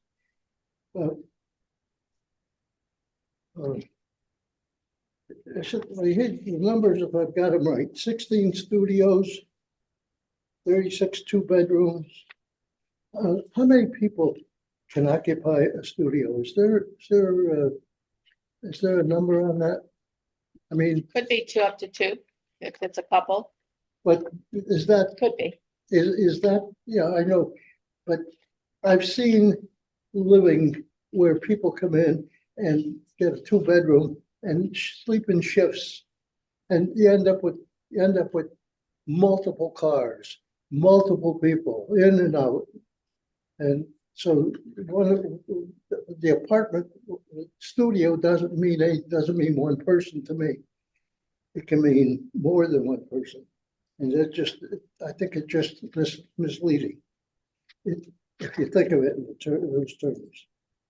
The clubhouse, 3,000 square feet. That sounds like a good use, sounds like a nice thing, but it's going to add congestion when they use it as clubhouse and bring parties in there and so forth. It's just adding to the congestion of the site, vehicular and pedestrian.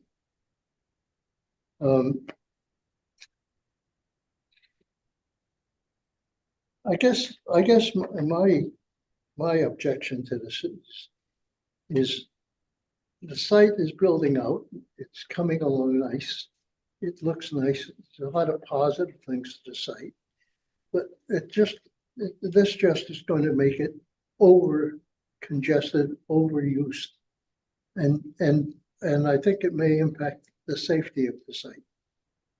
Mhm. And that's probably my primary reasons for being opposed to it. But I give them a positive, you know, the site to do a good job on. Things are nice, it's. Sorry.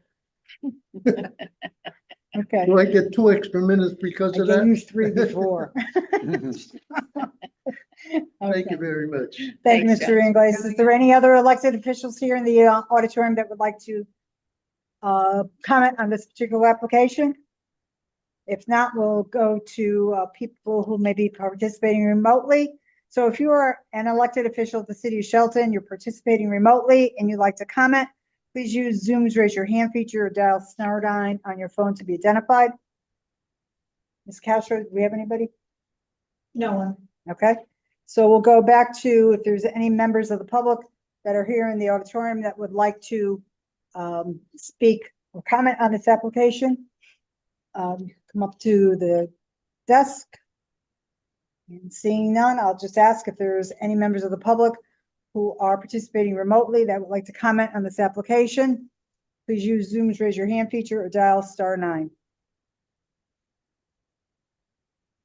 No one showing. No one at all. Okay, so does the applicant need to, would like to comment on any of the comments made by Mr. Inglis? Well, it's when, Wanna use the mic?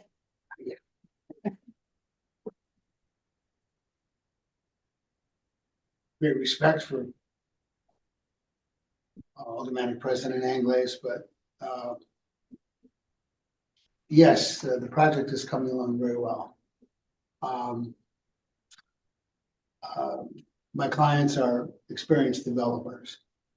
They're not in this to lose money, and they pulled this project up by its bootstraps. And all the efforts that they have made and everything like that is to make it financially rewarding to them, and to be a premier commercial center in the city of Shelton. And we believe that this proposal with the grocer and the apartments does that. You can talk all you want about whether or not there should or should not be apartments. There's a market for it. There is not only a market for it, and as I've said before, apartments in this area are part of work-live.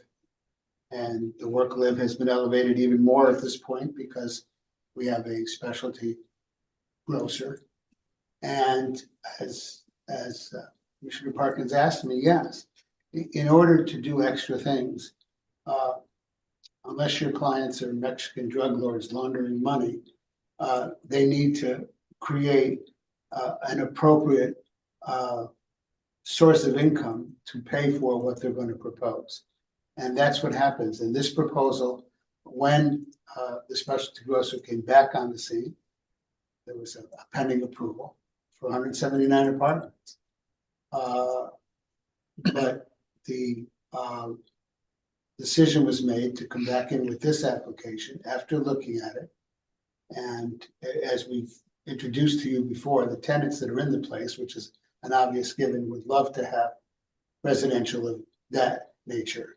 So what we're trying to propose is a high quality finish. When this is done, if this is approved and done, and will be apartments on top along with the grocer, we hope. There'll be one pad left. So everything is being done high quality. And people can speculate about whether or not the traffic flow is appropriate. We have a traffic engineer. There's nothing wrong about the traffic flow throughout. There hasn't been busy. When you have a successful center, you have traffic. When you have no traffic, you don't have a successful center. And this is designed to appropriate it. First of all, this is concept development plans. But even under the concept development plans, when the engineering was designed, it was designed, and it may be shown, I'm not sure if the fire truck tuning is shown on the set of plans that we submitted. So on the set of plans that we submitted, if you look at the the engineering plans. The engineering plans, there is, and you gotta look carefully, but there is the showing of the Fire lane? fire truck turns a. Oh, okay. Maybe Pat can point it out if in the engineering plans. Not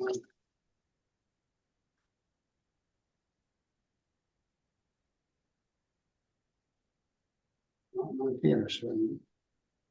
What's the one pad you said left? Is that The one pad you left, that is left is an approval for a 25, I believe, 100 square foot restaurant with a drive-through that was going to be at one point or just before the COVID, was going to be a two grill and chill.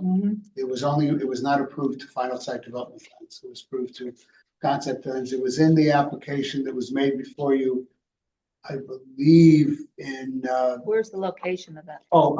that's here. Let me pull up the, That over by the Goddard School? That's what I yeah, thought. right. It's and you can see on, coming up on the screen. Okay, I see it here. Okay. This, Yep, that little white Yeah. block. Mhm. Yep. So that people, kids out in the playground, get to breathe the fumes of the people. Let me try this again so that I can show it. Okay, you don't have to find, Okay, yeah, it's this pad in the, okay, for so the there's no public. taker for that I yet. gotta make sure Mr. Anglick sees it, that we're talking about in the back, so I pull it up on the screen. You It's the can't see it pad anyway. on this. It's a restaurant pad in between Goddard and Metro Mattress and Panera Building.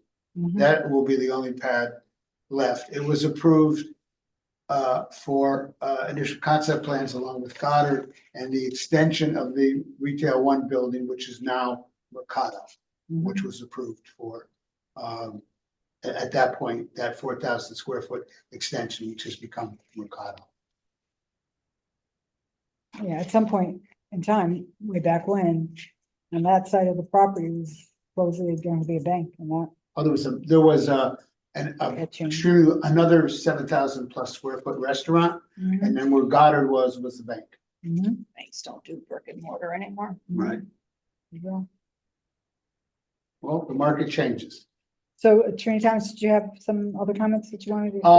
No, I think the only person that commented, I do frankly wish that there were more in the public, because the number of people that have come up to me and asked me about the specialty grocer has been enormous, but they haven't. Maybe they're listening, but they've decided not to talk. Find on the site plans the turnarounds for the fire. Oh, I'm sorry. You're right. My apologies.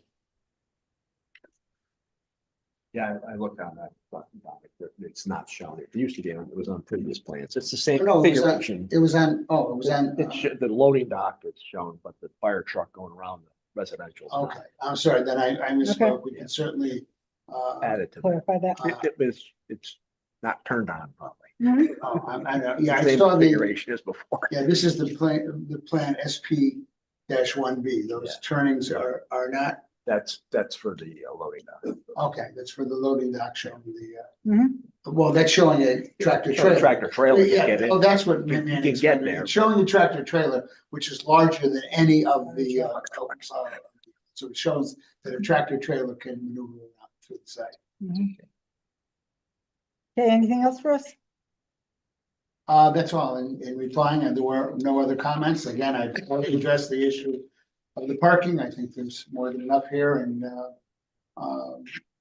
this is again an application for initial concept development plans. We hope that it would be approved in entirely, and then we'd come back before you with final site development plans. Do you have anything else? That's it. Okay. Thank you very much. So how does the commission wish to proceed with this application? We had a request to keep the hearing open. If commission feels it's I best to do that, then. I don't really see a reason to keep it open. The request was to keep it open so that Alderman Anglace would have the opportunity to look at anything that was. Paper drawings. Paper drawings and comment on them in the future future meeting. So. And by the way, for copies, I provide 10 copies Mhm, to the Planning and Zoning Commission of the 11 by 17s. mhm. And of course, we also provide full-size sets. But certainly, at least with respect to my applications, if people, of course, nobody can get access to my front door right now in the office, but if you could, if anybody in the public contacts Alexandria, she's very busy, all they need to do is on my applications, contact me, and they can stop over at our office and pick up 11 by 17. Mhm. I mean, but we're not gonna print out 100 of them, and not and kill trees in that way. But I'm more than willing to do it to anybody. And I will tell you, although Alderman English doesn't get these notices, the people that get the notices that I send out, if you look at my notices at the bottom, it says you can contact me by phone or by email. And I have had numerous situations where people do, and I provide them with copies. Right. Some of them PDF and some of them have come in and picked up paper. I guess we're just contemplating Alderman Englice's request. that's Yeah. all. Exactly. I mean, I personally don't see any reason to keep it open for myself, Mhm. but Okay. do I want to? I was honor just his handed one request? other comment that we had, that Dave Gunye pointed out to me. I was not aware, but he's in charge of the negotiations that the tenant has, I don't want to call it a demand, but they have made a strong request, the specialty grocer, that they be open by June of 2025. Mhm. So if it is going to be extended, I would certainly hope it could be, since it's an extension, there's no more notices, it could be on the August 28th meeting at the very latest for commission to do that. But it's, we have to deal with sometimes with the wants and desires of a tenant like this, at national level. Yeah, the August 28th is definitely doable. All right. I still don't see I any, don't s- I still don't really see a reason to keep it open. I'm sorry. But All right. you all vote the way you want to vote, but I don't, Yeah, I don't see any new information coming to us. Commissioner Kelly, do you have any opinions on this?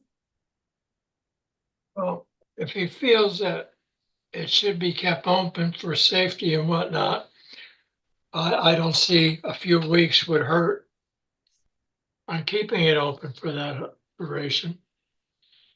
Safety issue. I mean, June's almost a year away. I'm sure they can build a building in that amount of time. Well, you gotta get the foundations in before frost, so it's not so easy. We don't get that much frost anymore, so that's really not a moot point. Well, If there's safety issues with the fire marshal, that doesn't fall back on this commission, correct? it would lead maybe in some cases to stop No. work order or. The something. fire marshal would have to Yes, submit not- on record. Keep it, If he has any issues with it, he would have to submit a Right. So record. if Is there any way of closing it with the stipulation that it has to be reviewed for safety issues with the fire department? That's just, but I guess you gotta keep it, First- this is a Normal concept plan. process. Yes. This is not concept. final site development plans. Final site development plans go to the fire marshal. I normally go to the fire marshal automatically. Mhm. right. Yeah, that's a good point. At Yeah. The initial you know, concept stage. This is So- not. So- we will Right, be- yeah. That's, Okay, fire marshal's got to approve it one way or the other. It's not up to us to approve. Yeah, but it usually Yeah. goes on record, so we would have to make it contingent upon receiving a letter from him. Because if it's not on the record, Yeah. it's not. what were you saying? With the final plans. With the final plans, he goes on the record. Yeah. Right. Okay. All right, well, can I have a motion one way or the other? Is there a motion to continue or close the public hearing? I'll make a motion to close it. Okay, there's a motion to close from Commissioner Amato. Is there a second?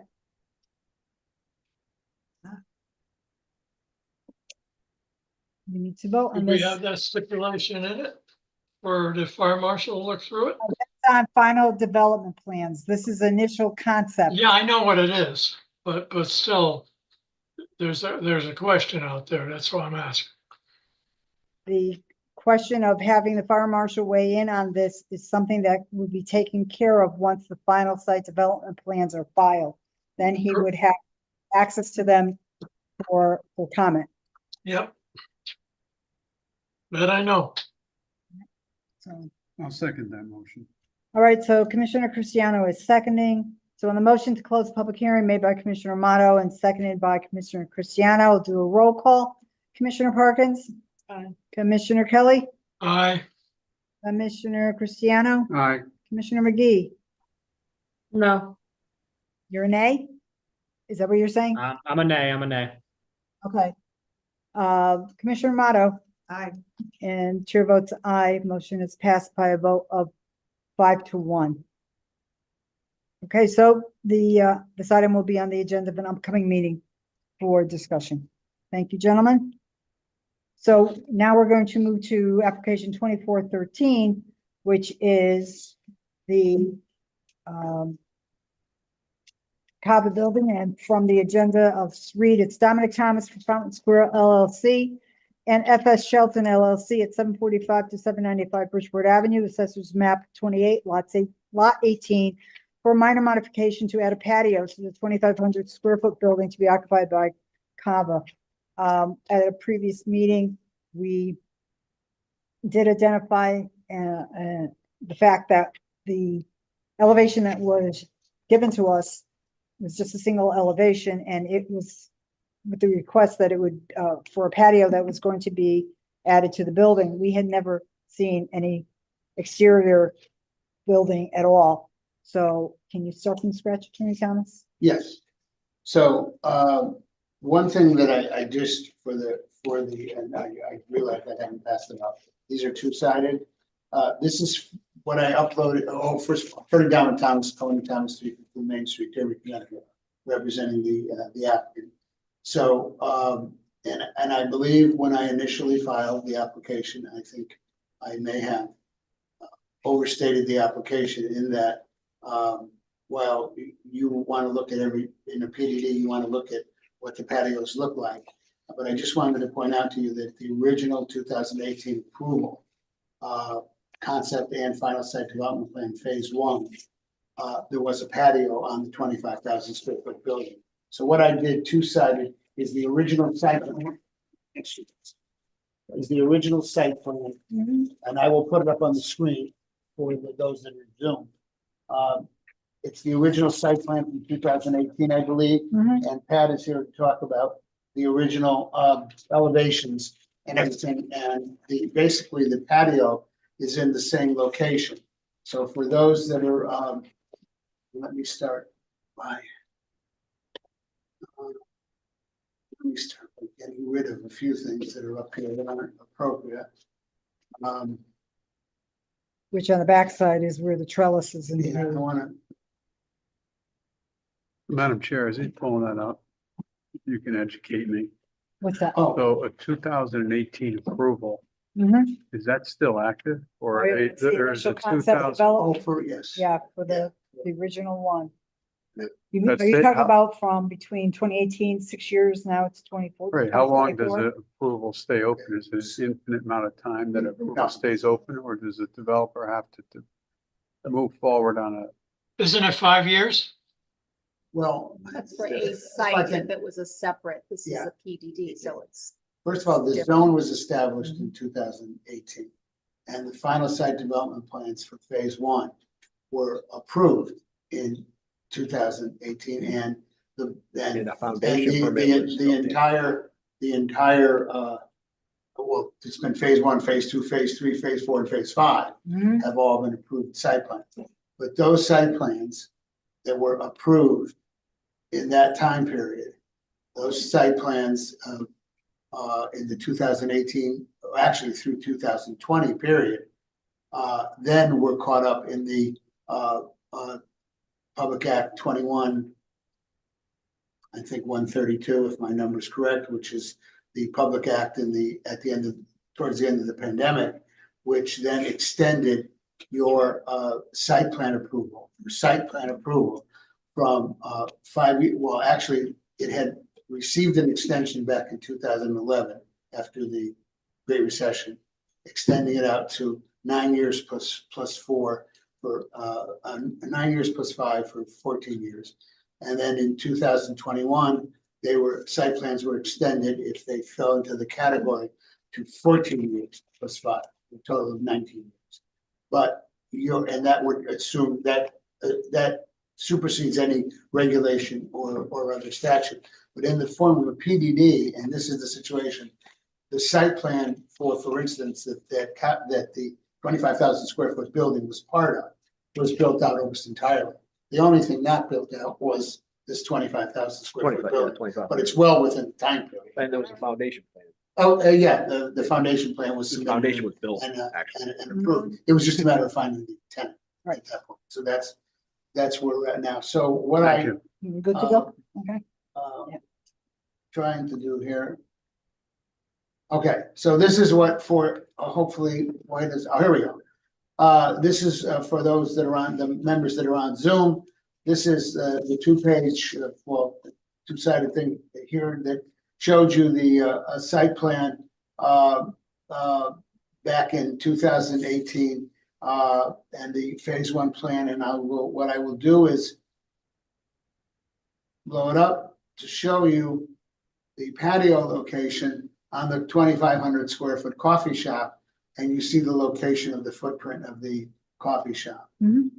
And then I will switch to the second page. Okay. Anybody has any questions on that? And then Pat can take over. The second page is the elevations that were submitted at that time. And the patios were under the trellis. Patio was under the trellis. Okay. Yeah. And then Pat can explain it. You see, and I believe confirmed that it is in the same footprint, basically as the existing. Same, building. it's in the same location. It's a little different shape, but Mhm. Yeah, you're right. Just trying to, go back. yeah, I got, oh, Gotta find Kava again. here we go. Okay, here we go. There's Kava. Okay, So Pat, you want to take over? Kava has been good enough to create some renderings of the building that they're proposing. We gave them some suggestions. Just checking, do you have the 11 by 17s of the? Kava. I got this one from the, No, that, Lumber. yeah, that's. No, there's 11 by 17s of Think this it's about- house. I didn't see it. that's old. Yeah, that was the original, that was what they had an elevation of previously.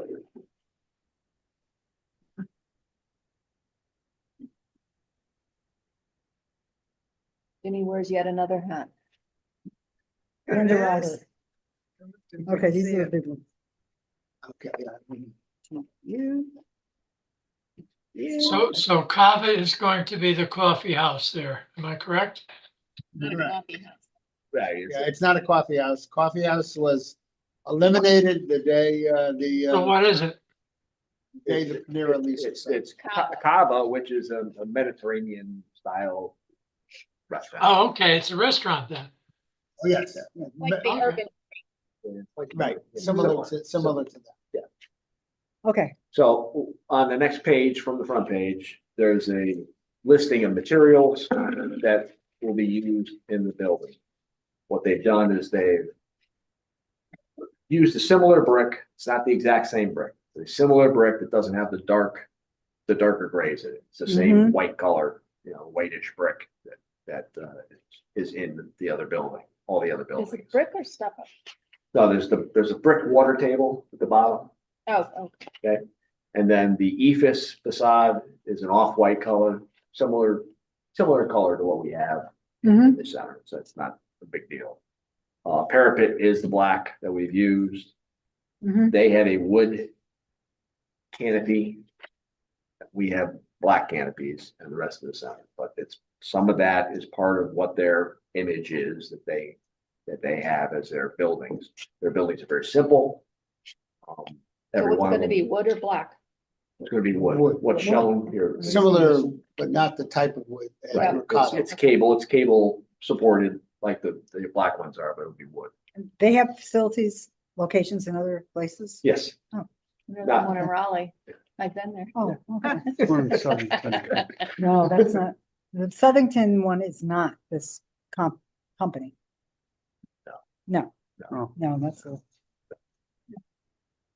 But all of their buildings are, unless they're in a established center within, and not as part of a center, that they're like this, Mhm. very simple building. okay. That's the way they profess themselves, I think, as Minimal. part of their trade, minimalistic trademark, it's how they do it. And actually, the insides of the building don't have ceilings. They're open with, lighting hanging down, tastefully done. It's nice, but it's very minimalistic. Go on. Yeah, keep going. So there are renderings of views of all around the building. You can see the brick at the bottom using the same black mullions that we have in the rest of the center, the same black coping at the top. That is the awning that runs around, that's cable supported. That color is not exactly the same as what the material is, a little darker than this, but Mhm. the Kava naming and signage goes on that awning. Part of what they do. And then as you walk to the next one, you'll see Is the signage on the wall or is it just kind of singular letters? singular letters On the on wood. the wood on awning. the wood? Yeah. Hmm. As you go to the next one, you can actually see a piece of the building, Mhm. next to it, piece of the existing building. So you can see that the colors blend in with everything else. The brick is the brick, except it doesn't have the grays in it. The beef is very similar. They have these umbrellas on their patio, which were a specific color. They've got a sign on every side of the building. Except the back. Up the back. Free. And signs. those letters are not against the wall, they're out, and they're freestanding. Yes, Yeah, you can see, see that on the corner. see it's backwards. Yeah, just want to make sure. Will they be illuminated? Yeah. The application that we filed doesn't include Doesn't include the sign signage. They're going to application. come We haven't back. done a sign application for them. Yeah. But I mean, we wanted the complete renderings, to show everything. As you walk around again, you can see the building in the background on the side where the patio is. Keeping in mind that the pocket park, Pocket Park Which I- is still there. yeah. Doesn't get this hurt is- by this at all. Yeah, this is up against the pocket park and it's still addressed as the pocket. Will be umbrellas out there? Is that?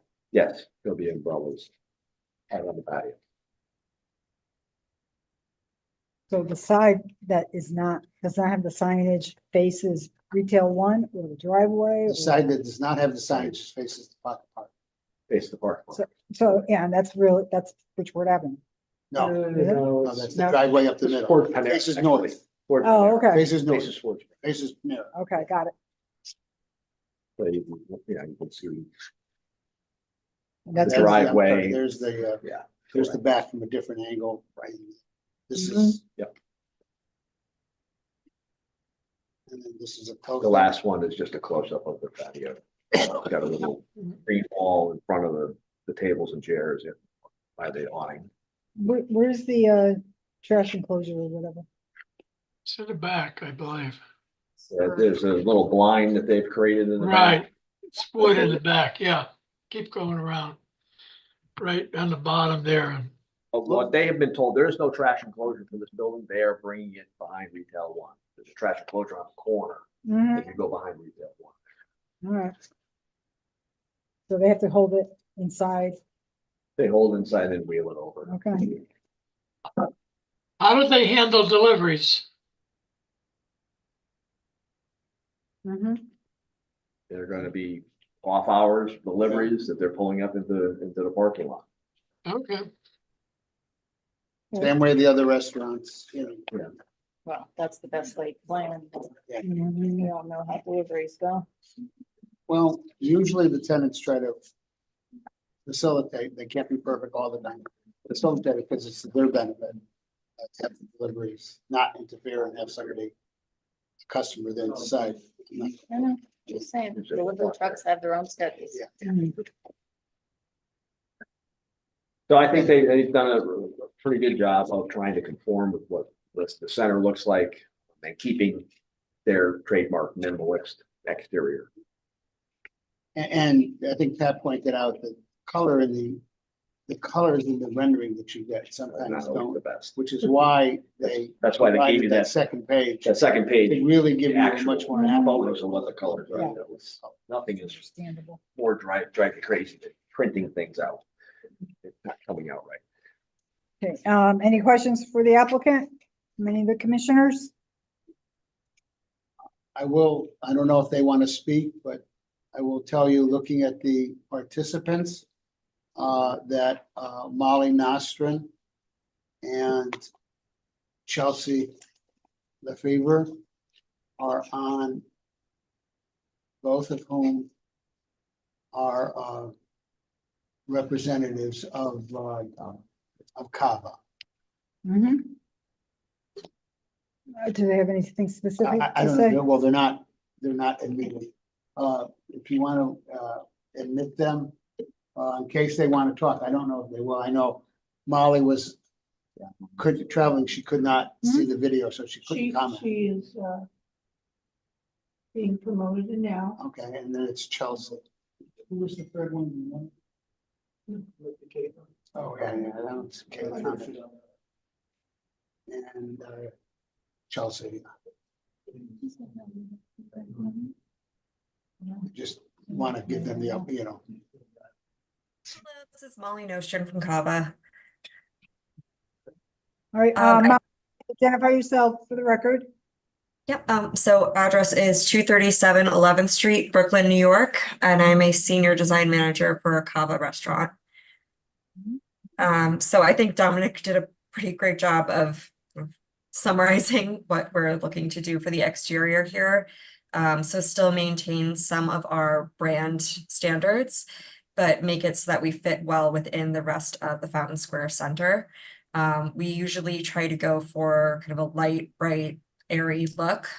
So that's some of the thought process behind the finishes that were selected, while still maintaining some similar brick and other materials that will fit well. So that's, I think you've more or less covered it already. Thank you. Do you have other design styles or colors that are at other locations? So this is we call our prototype set. So usually it is kind of cream, off-white colors. Yellow is one of our main brand colors. That's why you'll see the yellow umbrellas there. And then using a lot of natural wood elements, both interior and exterior. We do have a couple locations that are in urban, cities that have more brick or different finishes on the exterior, especially if we're in a center where every tenant is the exact same. What is the material for the patio surround?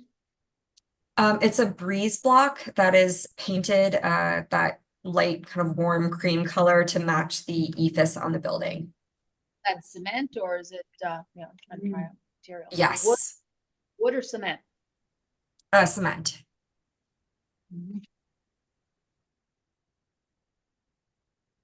And I assume the staff is responsible to make sure that any litter or paperware that has blown or people just neglect to put in the trash can and leave on the table, that it's taken care of. Absolutely. And we have an exterior trash can as well located on the patio. And there's a trash in the dining room. We also have a facilities department and local facilities partners that maintain the restaurants.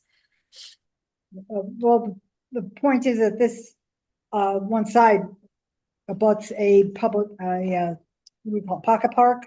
So if anything was to blow over there, that's the kind of thing that we would expect the tenant to be responsible for as well. And not just saying, well, it's not on the patio, it's not my problem. So, but I was very concerned about the exterior color treatments. To me, it's very bland. I don't have the warm and fuzzies about the colors at all. I'm not talking about the umbrellas, but it's just the, to me, it's a very cold building, sterile.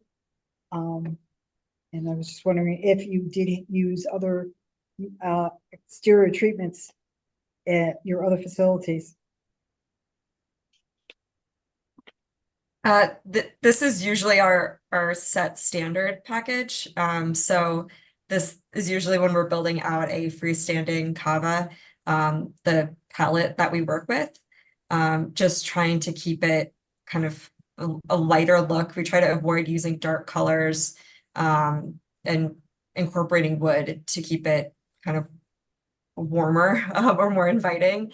I also think we're trying to maximize our storefront on the building so that you do have a view into the dining room and can see the activity inside. So while we do have some locations that we're required to use the landlord's finishes, and have everything uniform with the other tenants, if we have an opportunity to have some creativity or follow our brand preferences, we usually go for that. And keep in mind that their original one was the one you didn't like, that, that commented on, that we showed you the first time we were in, we showed you the thing which didn't have any stone on it, anything, any accents or anything like that.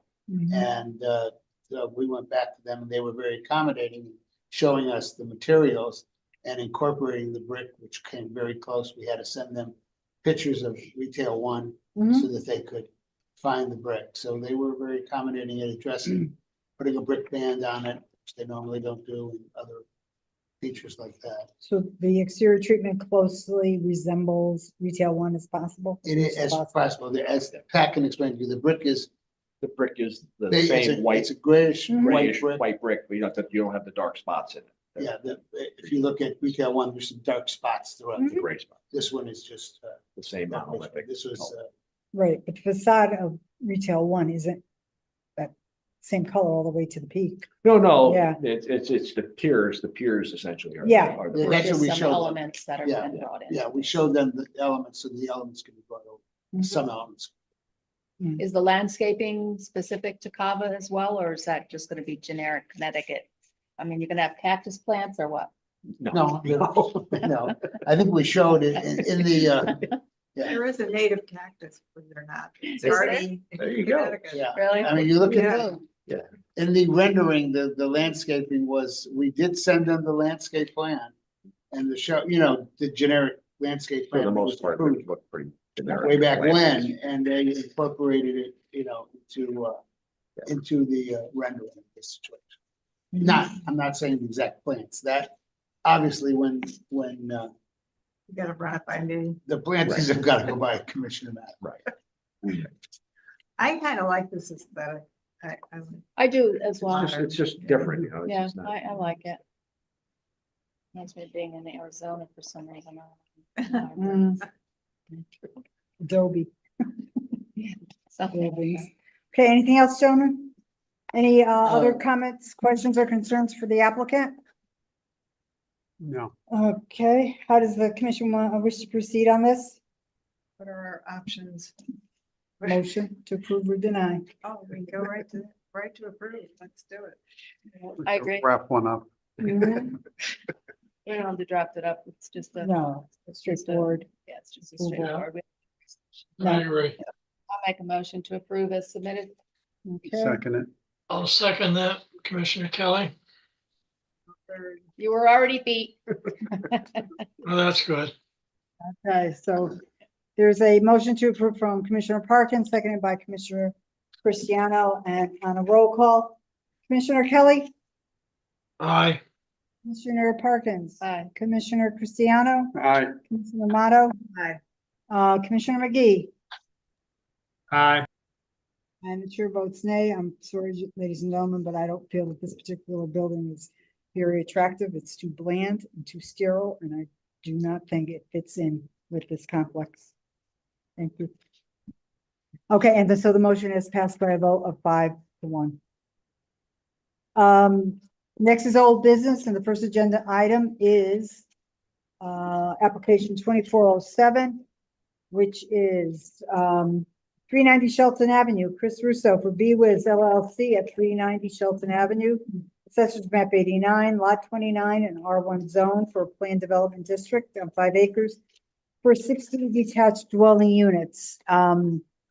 This application was accepted for review on April 10th, 2024. A public hearing opened on June 19th and was continued and closed on July 24th. So the floor is open for discussion on this application.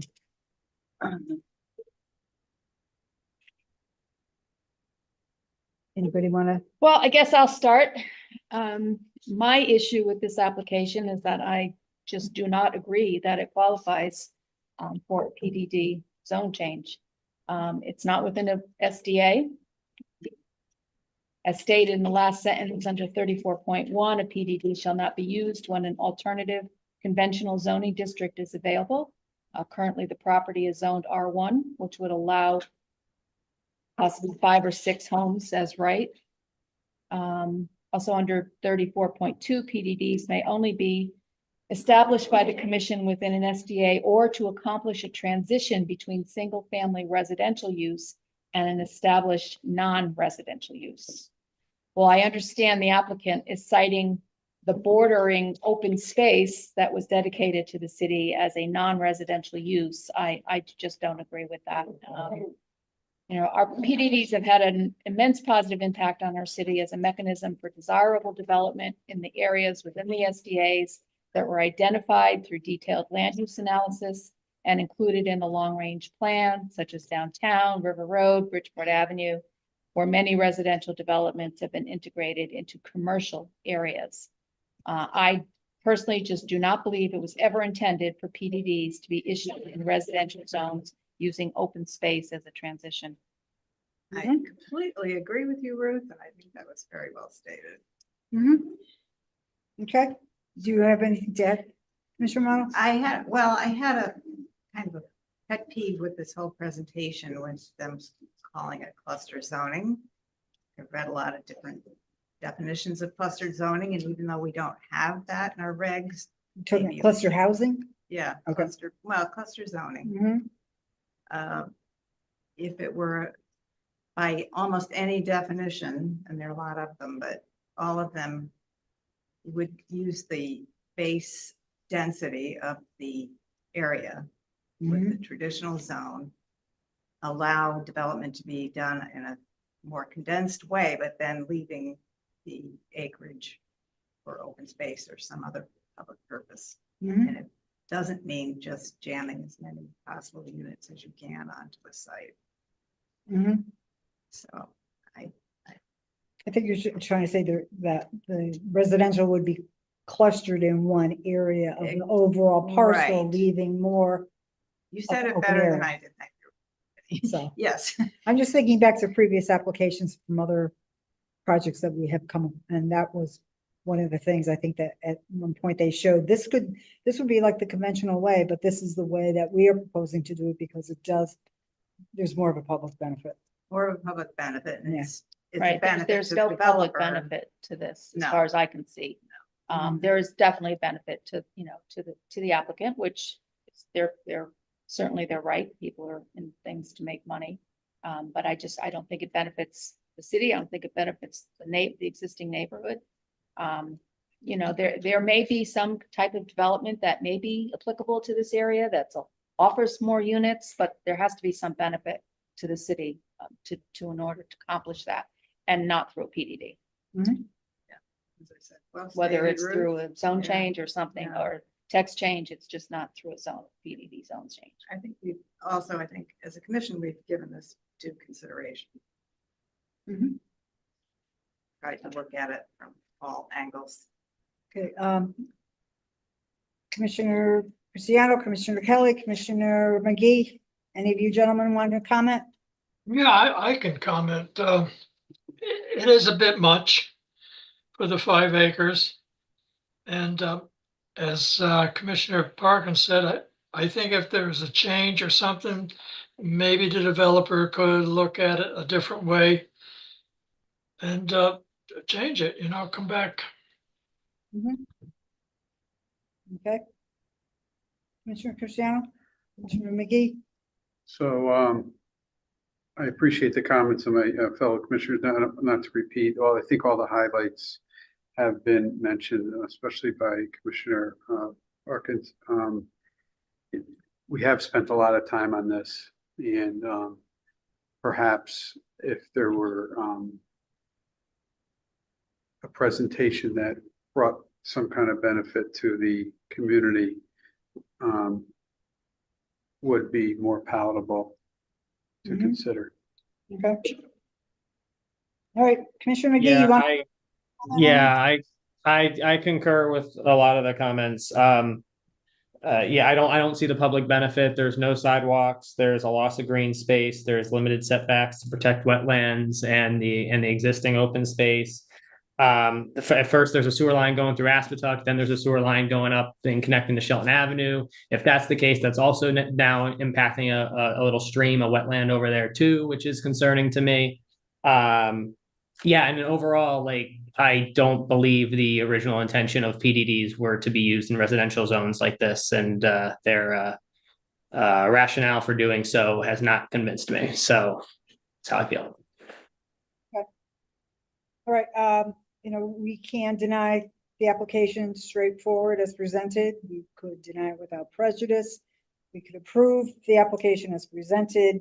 We could approve the application, but it would be nice to be able to approve the application for some other type of development, but that's not what's on the table. So what's on the table really is the approval of a PDD. That's basically what the application is. Exactly. So, I'm not disapproving a residential going in there. Or, I'm not even going to comment on the density or anything like that. I just sincerely do not believe this qualifies for a PDD. So I don't know how we could deny without prejudice. They'd have to come in with a completely different plan. I mean, I personally think we should deny this particular proposal, but it would have to be some period. sort of text change yeah, if there's a text change that has to come first before another application could be submitted. I'm just wondering if it'd be in our best interest not to jump the gun and just pull the plug tonight, but to think about this a little bit more and table this discussion for discussion in 2 weeks. So I think that's a good idea. Did you say that again, Charlie? I said, I think that's a good idea. As far as what the final action is. Yes. I don't know what the final action should be. Without prejudice or denial altogether, or ultimately approval, but I agree with that. So you want to Yeah, table the decision? Is that yeah, what we you're give, basically asking? I think the Robert's rules would call for a motion to table the discussion. So can I just point a clarification? We're talking about tabling it for what reason? What I was saying was, I'm wondering if I think it's in our best interest that we not pull the plug on this tonight, to think about it a little bit more. There's just a better way of maybe something coming up, but maybe there's more of a public benefit. We've already closed the hearing. Yeah, we have. Yeah, so nothing. So we can't take any other comment, but I don't. Can they come back with something different? Like, how does, I'm new now, right? So like, I don't understand how how something would change in 2 weeks. no, it's just the fact that if the applicant chose to, they would have to want something else considered, they would have to withdraw this application and then submit something new. So. Okay. All right, so let's Well, yeah, I would say just get rid of it, but that's my opinion. well, yeah. I think I think Commissioner Archer is saying is that they have the opportunity of withdrawing it themselves and coming back with something else. Well, of course, if we Yeah. say we're not going along with this proposal, they obviously can come back with a different proposal. Mm-hmm. Good. Yeah, good. Now, if we were to decide to direct staff to just like start writing a denial tonight, could they withdraw it after? Or like, how does this work? They could withdraw it at any time, and then at the next meeting, that would be acknowledged. So I Okay. think come to a consensus that we don't want to approve the project as presented. Right. So in these cases, we typically would say to staff, prepare a favorable or unfavorable resolution based on the discussion. Uh-huh. And so if the applicant wanted to withdraw, I would assume he has from the time we direct staff to when it's on the table again to Mhm. withdraw it, Mhm. right? And I don't think it changes anything if they withdraw it or not. We say we're not in favor of this proposal. Well, it doesn't officially get denied. So what difference Right. does it make? Right. No, I don't know why that would, I mean, they still would have to come back with a different proposal. Let me just see if I can get Attorney Teodoso on the phone to clarify the approaches.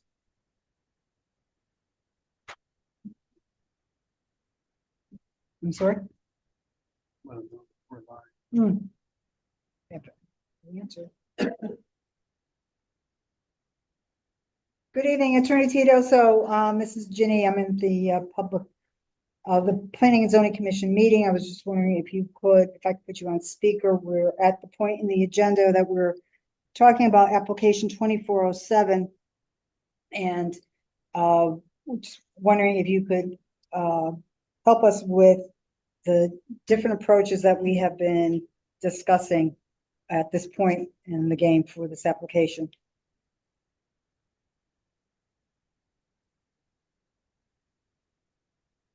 Okay, let me just put you on speaker. Okay, Attorney Teodoso? Yes, Okay, can you identify yourself for the record? my name is Francis Teodosio, and I'm speaking over the telephone to the meeting of Planning and Zoning on August 14th, 2024. Okay, we're having the last several minutes of discussion at what are the ways of proceeding with this application. There, The discussion led.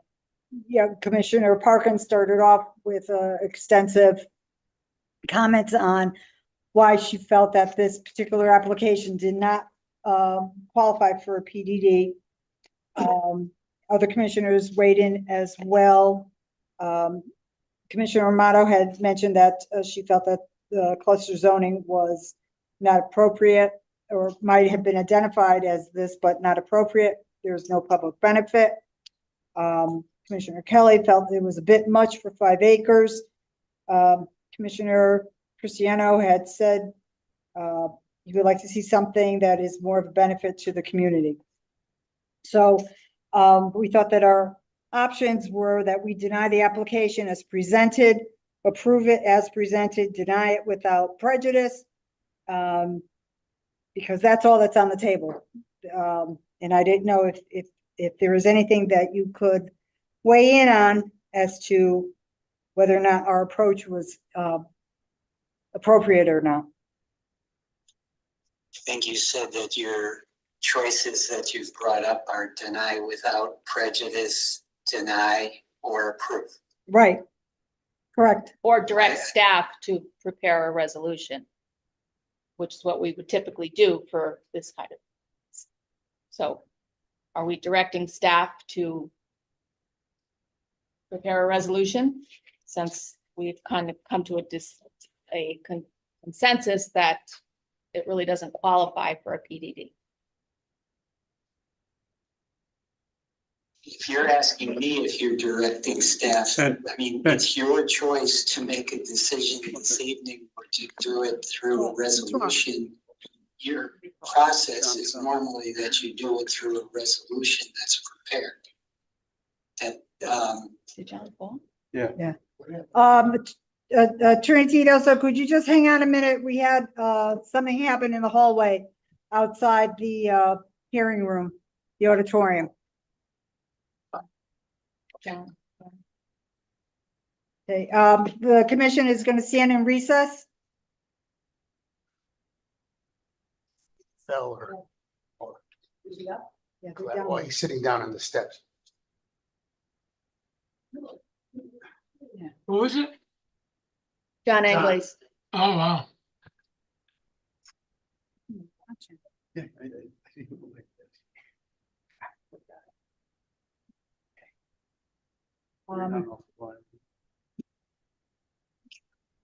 Are we stopped? We're in recess. Did you, We're did you doing a- mute us? We're in recess. Is he okay? We're muted.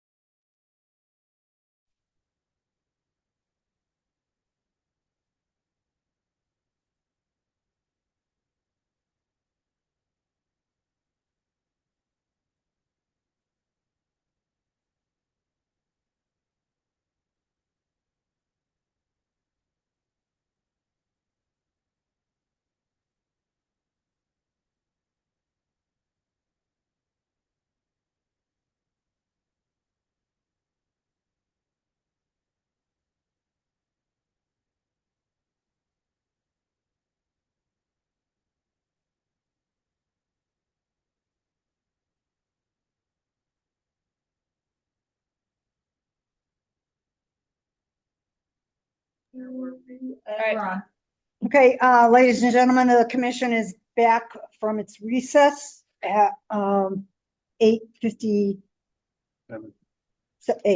Okay, so we were in a discussion. I think we have discussed this enough and have come to a consensus for staff to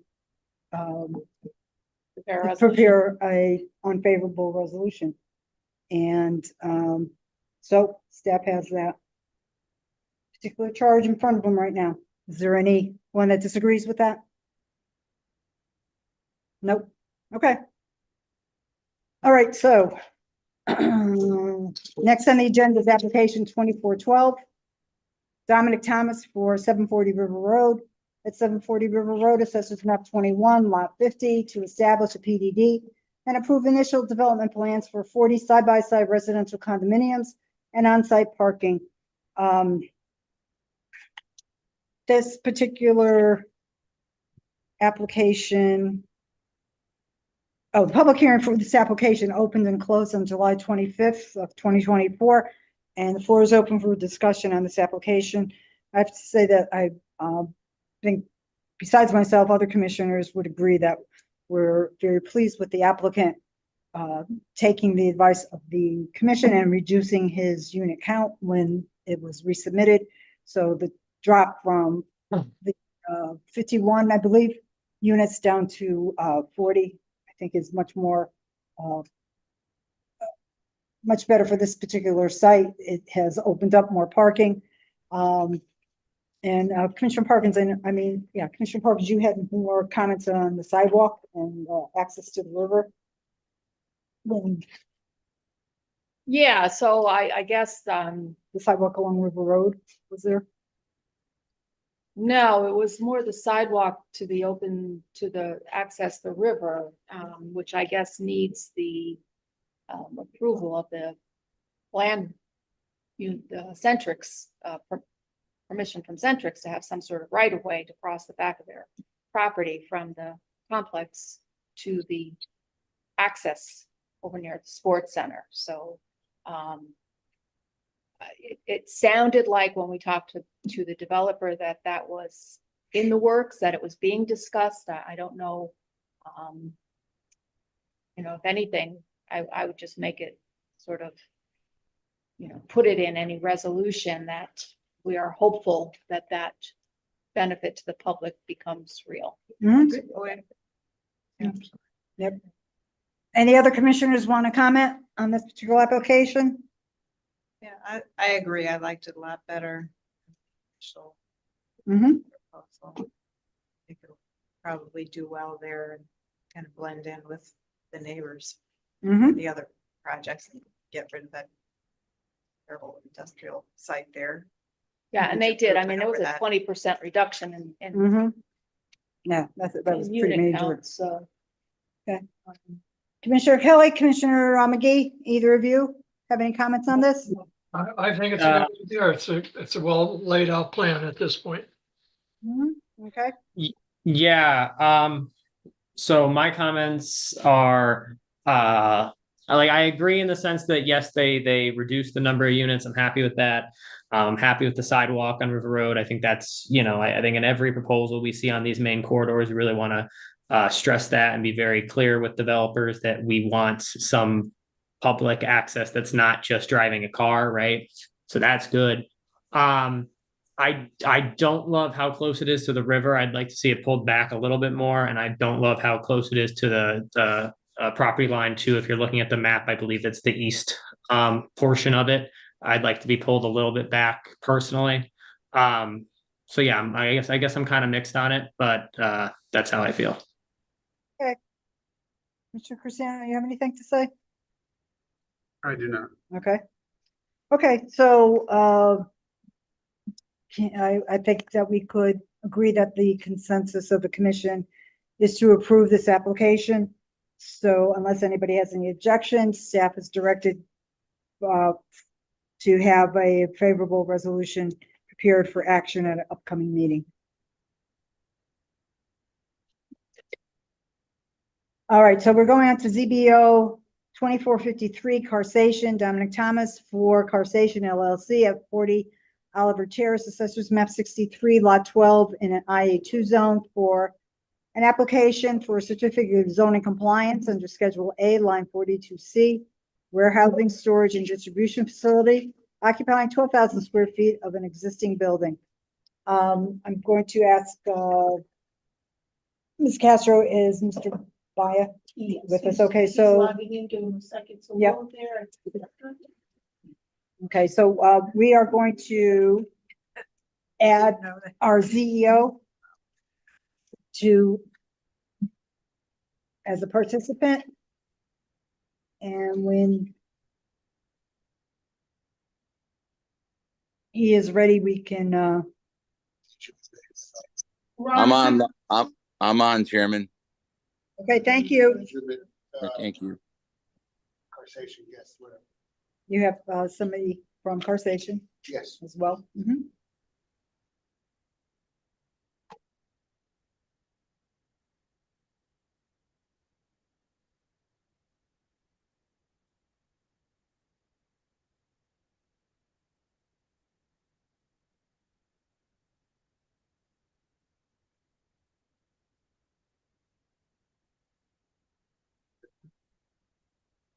Attorney Dominic Thomas, Cohen and Thomas, 315 Main Street, Connecticut, representing the applicant. This is an application for a permitted use within the IA2 zone of storage, warehousing and storage.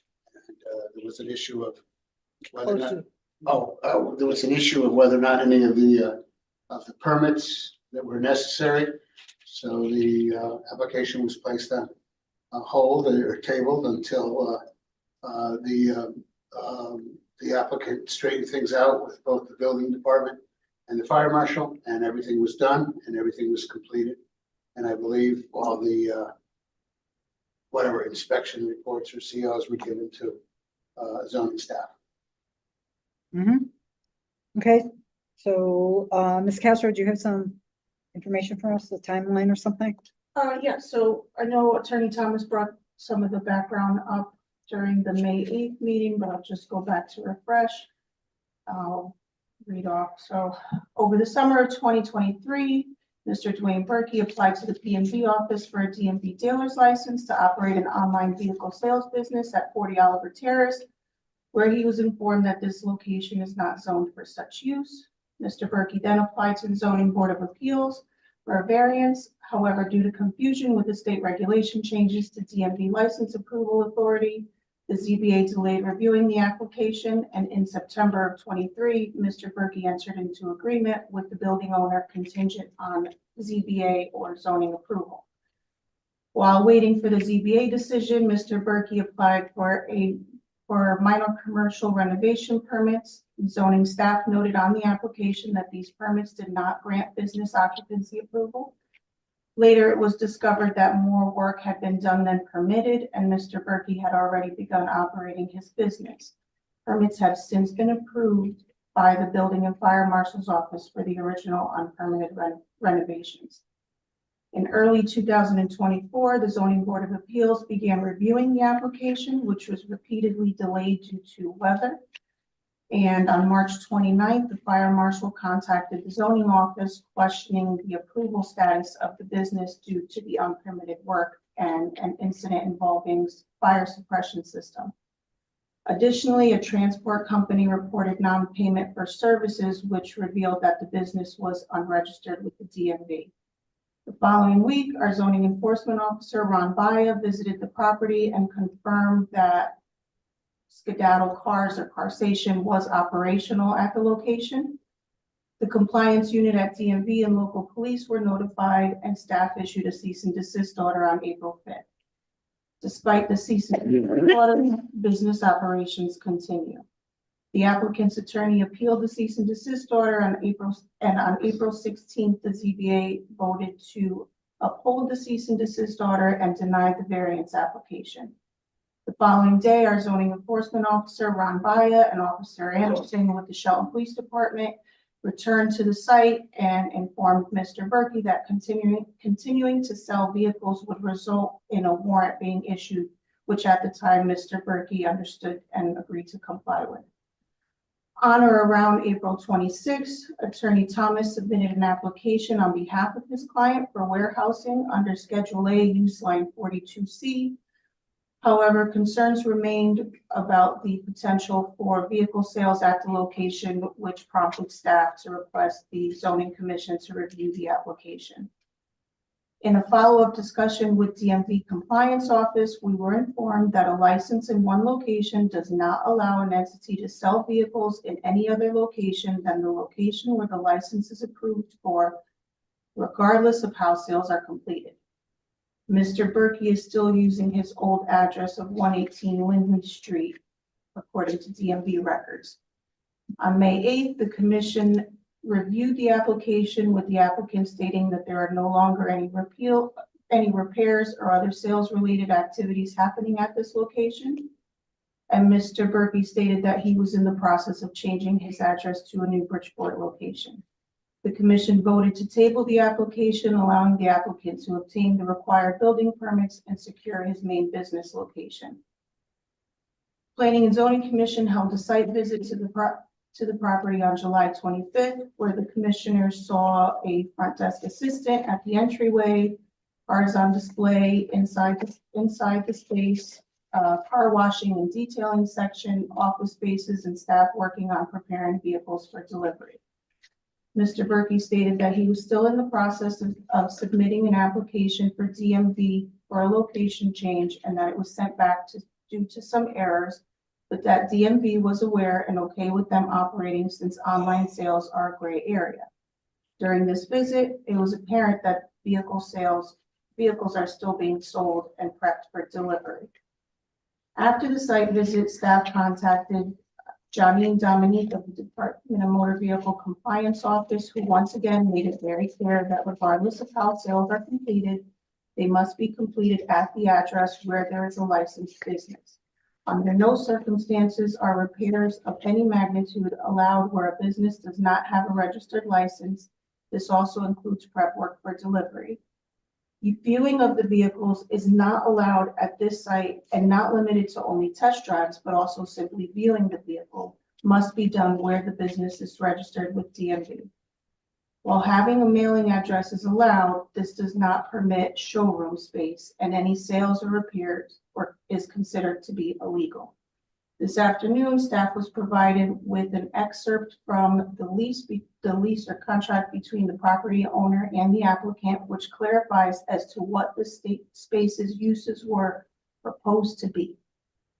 It reads, the tenant covenants and agrees to use the premises in a manner that is consistent with its zoning classification and permitted uses with the municipality of Shelton, to wit, luxury and exotic car sales facility showroom on the condition said facility will only offer at most light vehicle servicing and detailing incidental to its automobile sales and only on vehicles owned by the tenant. It is the tenant's sole responsibility to obtain any required approval of use from the local municipality. The property owners in their agreement with the applicant did not agree to lease as a warehouse or storage space. The Department of Motor Vehicles cannot act on enforcement of an unregistered or unlicensed business and must rely on local zoning to enforce zoning regulations as well as the local police department to issue enforcement on illegal sales of motor vehicles.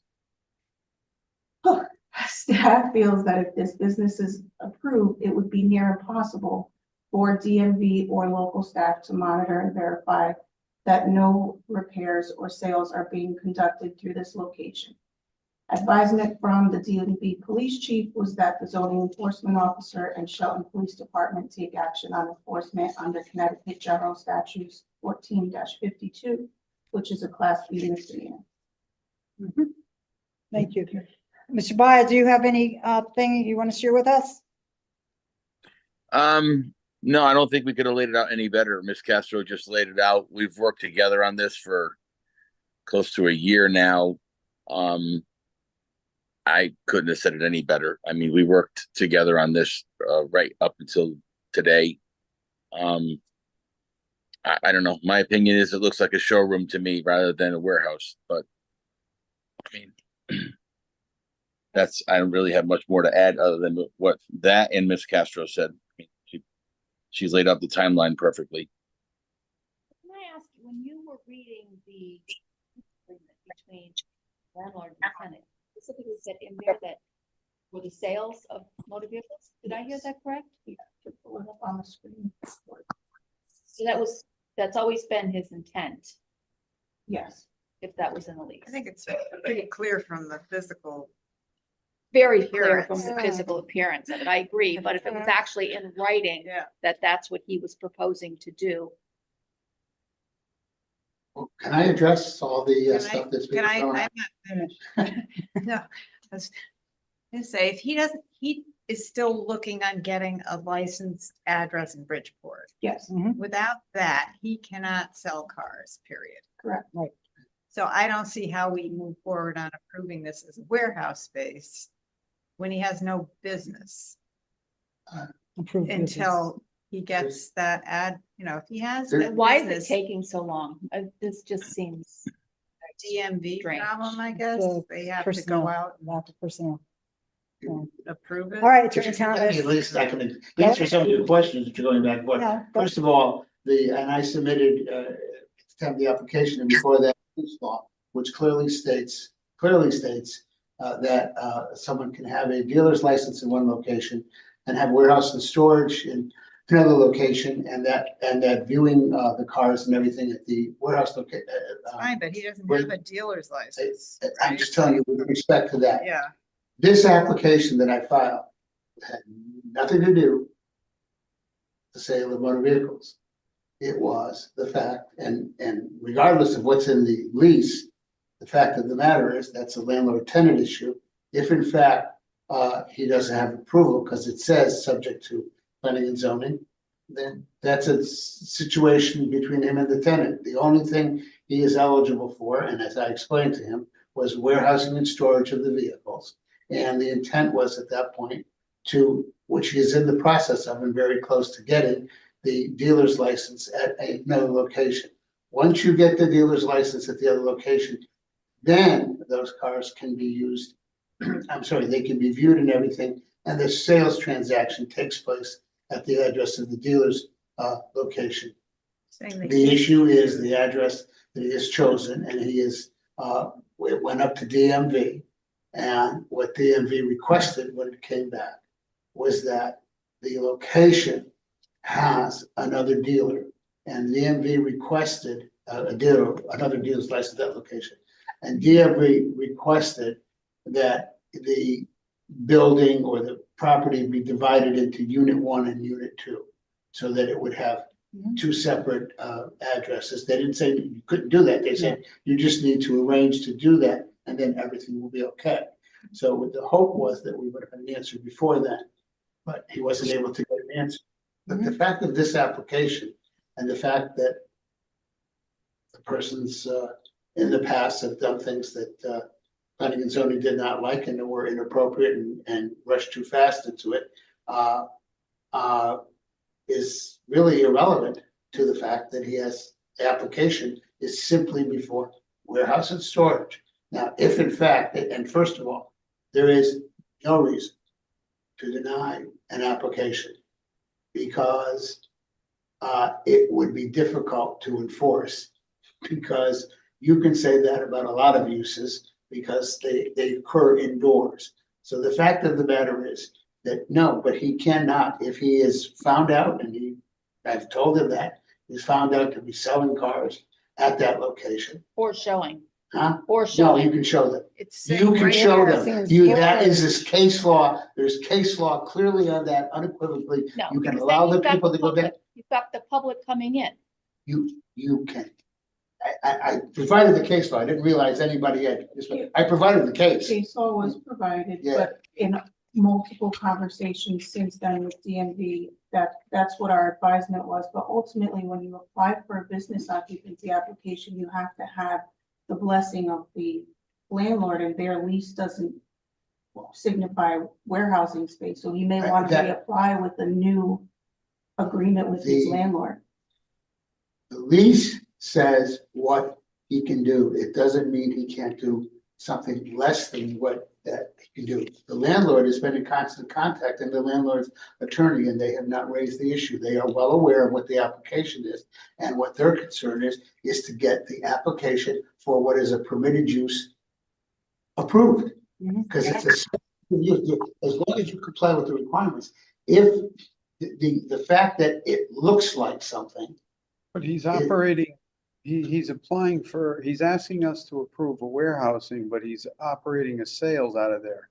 So he's knowingly, at least for the past year and continually selling vehicles out of that location. He's asking for us to approve a warehouse. Why would we approve a warehouse? He has not sold it since the representations he Since made he to was me. bought? He's not, since I made the application, since I got involved in it, and I made the application, and he is aware that he cannot sell in that location.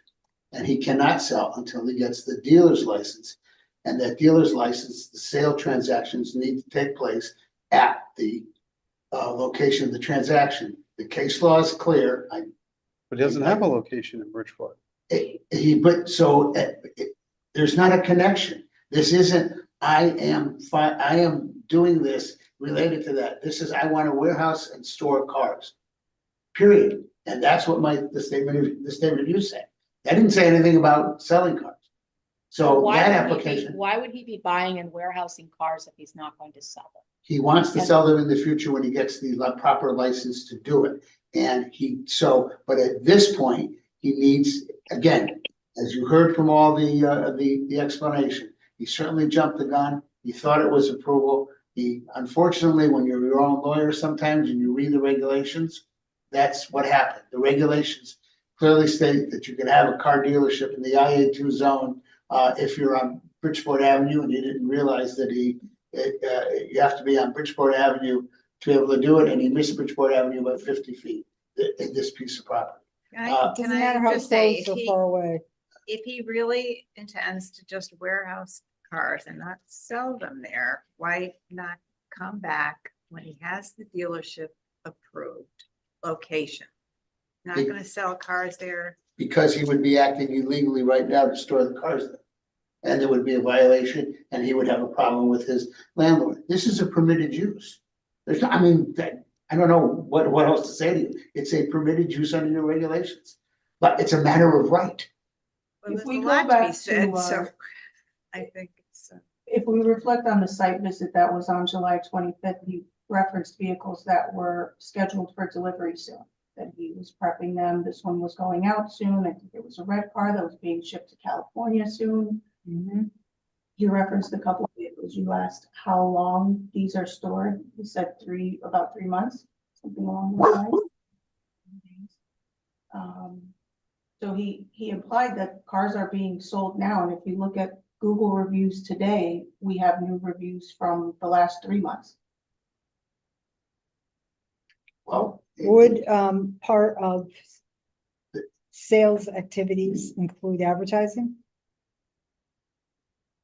What part of the sales? Yeah, does the sale activity also include advertising that particular? Well, he can't vehicle? sell because he doesn't technically have a Right. license. The license. Right. Transactions, he may have, what the status of his license is, whether or not transactions took place under his license before he had to go through this change. The license at Lindley, I think it was at Lindley Street in Shelton, whether or not he was able to transact in that, I don't know anything about. But when you warehouse and you store something, if the related business then sells the inventory, certainly the inventory has to leave that premises and go to wherever it was sold. But the transaction for sale, it's clearly spelled out in the case law that involves this.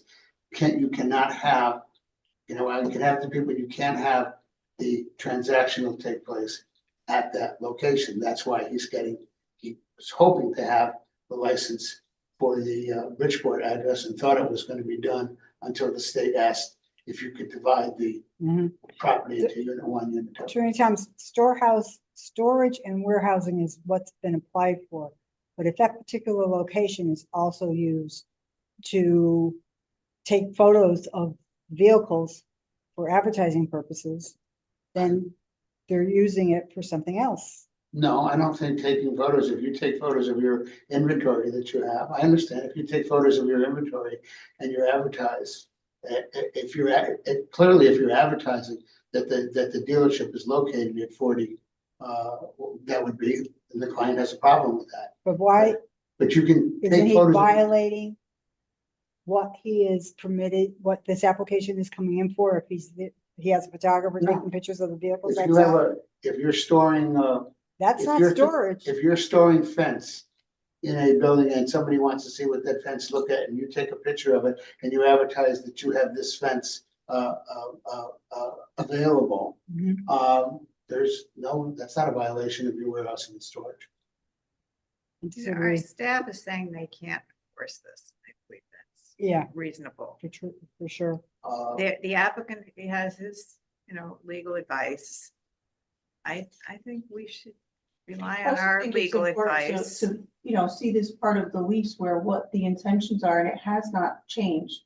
So What we can you- require approval from the landlord.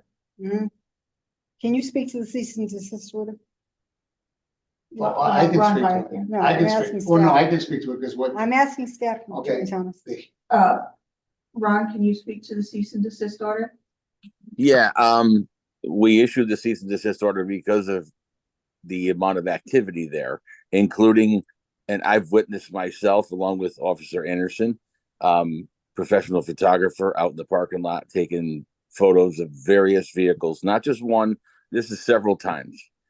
We walk in, there's a receptionist. We have offices, we have showroom, we have everything that looks like a mini dealership. Including the day that we were there to issue the cease and desist order, we had a representative from Connect's Credit Union coming in, and he said he was there to verify a vehicle that was up for a loan, and he wanted to make sure the vehicle existed to process the loan for sale of the vehicle. So everything that we had gathered in the information visually, and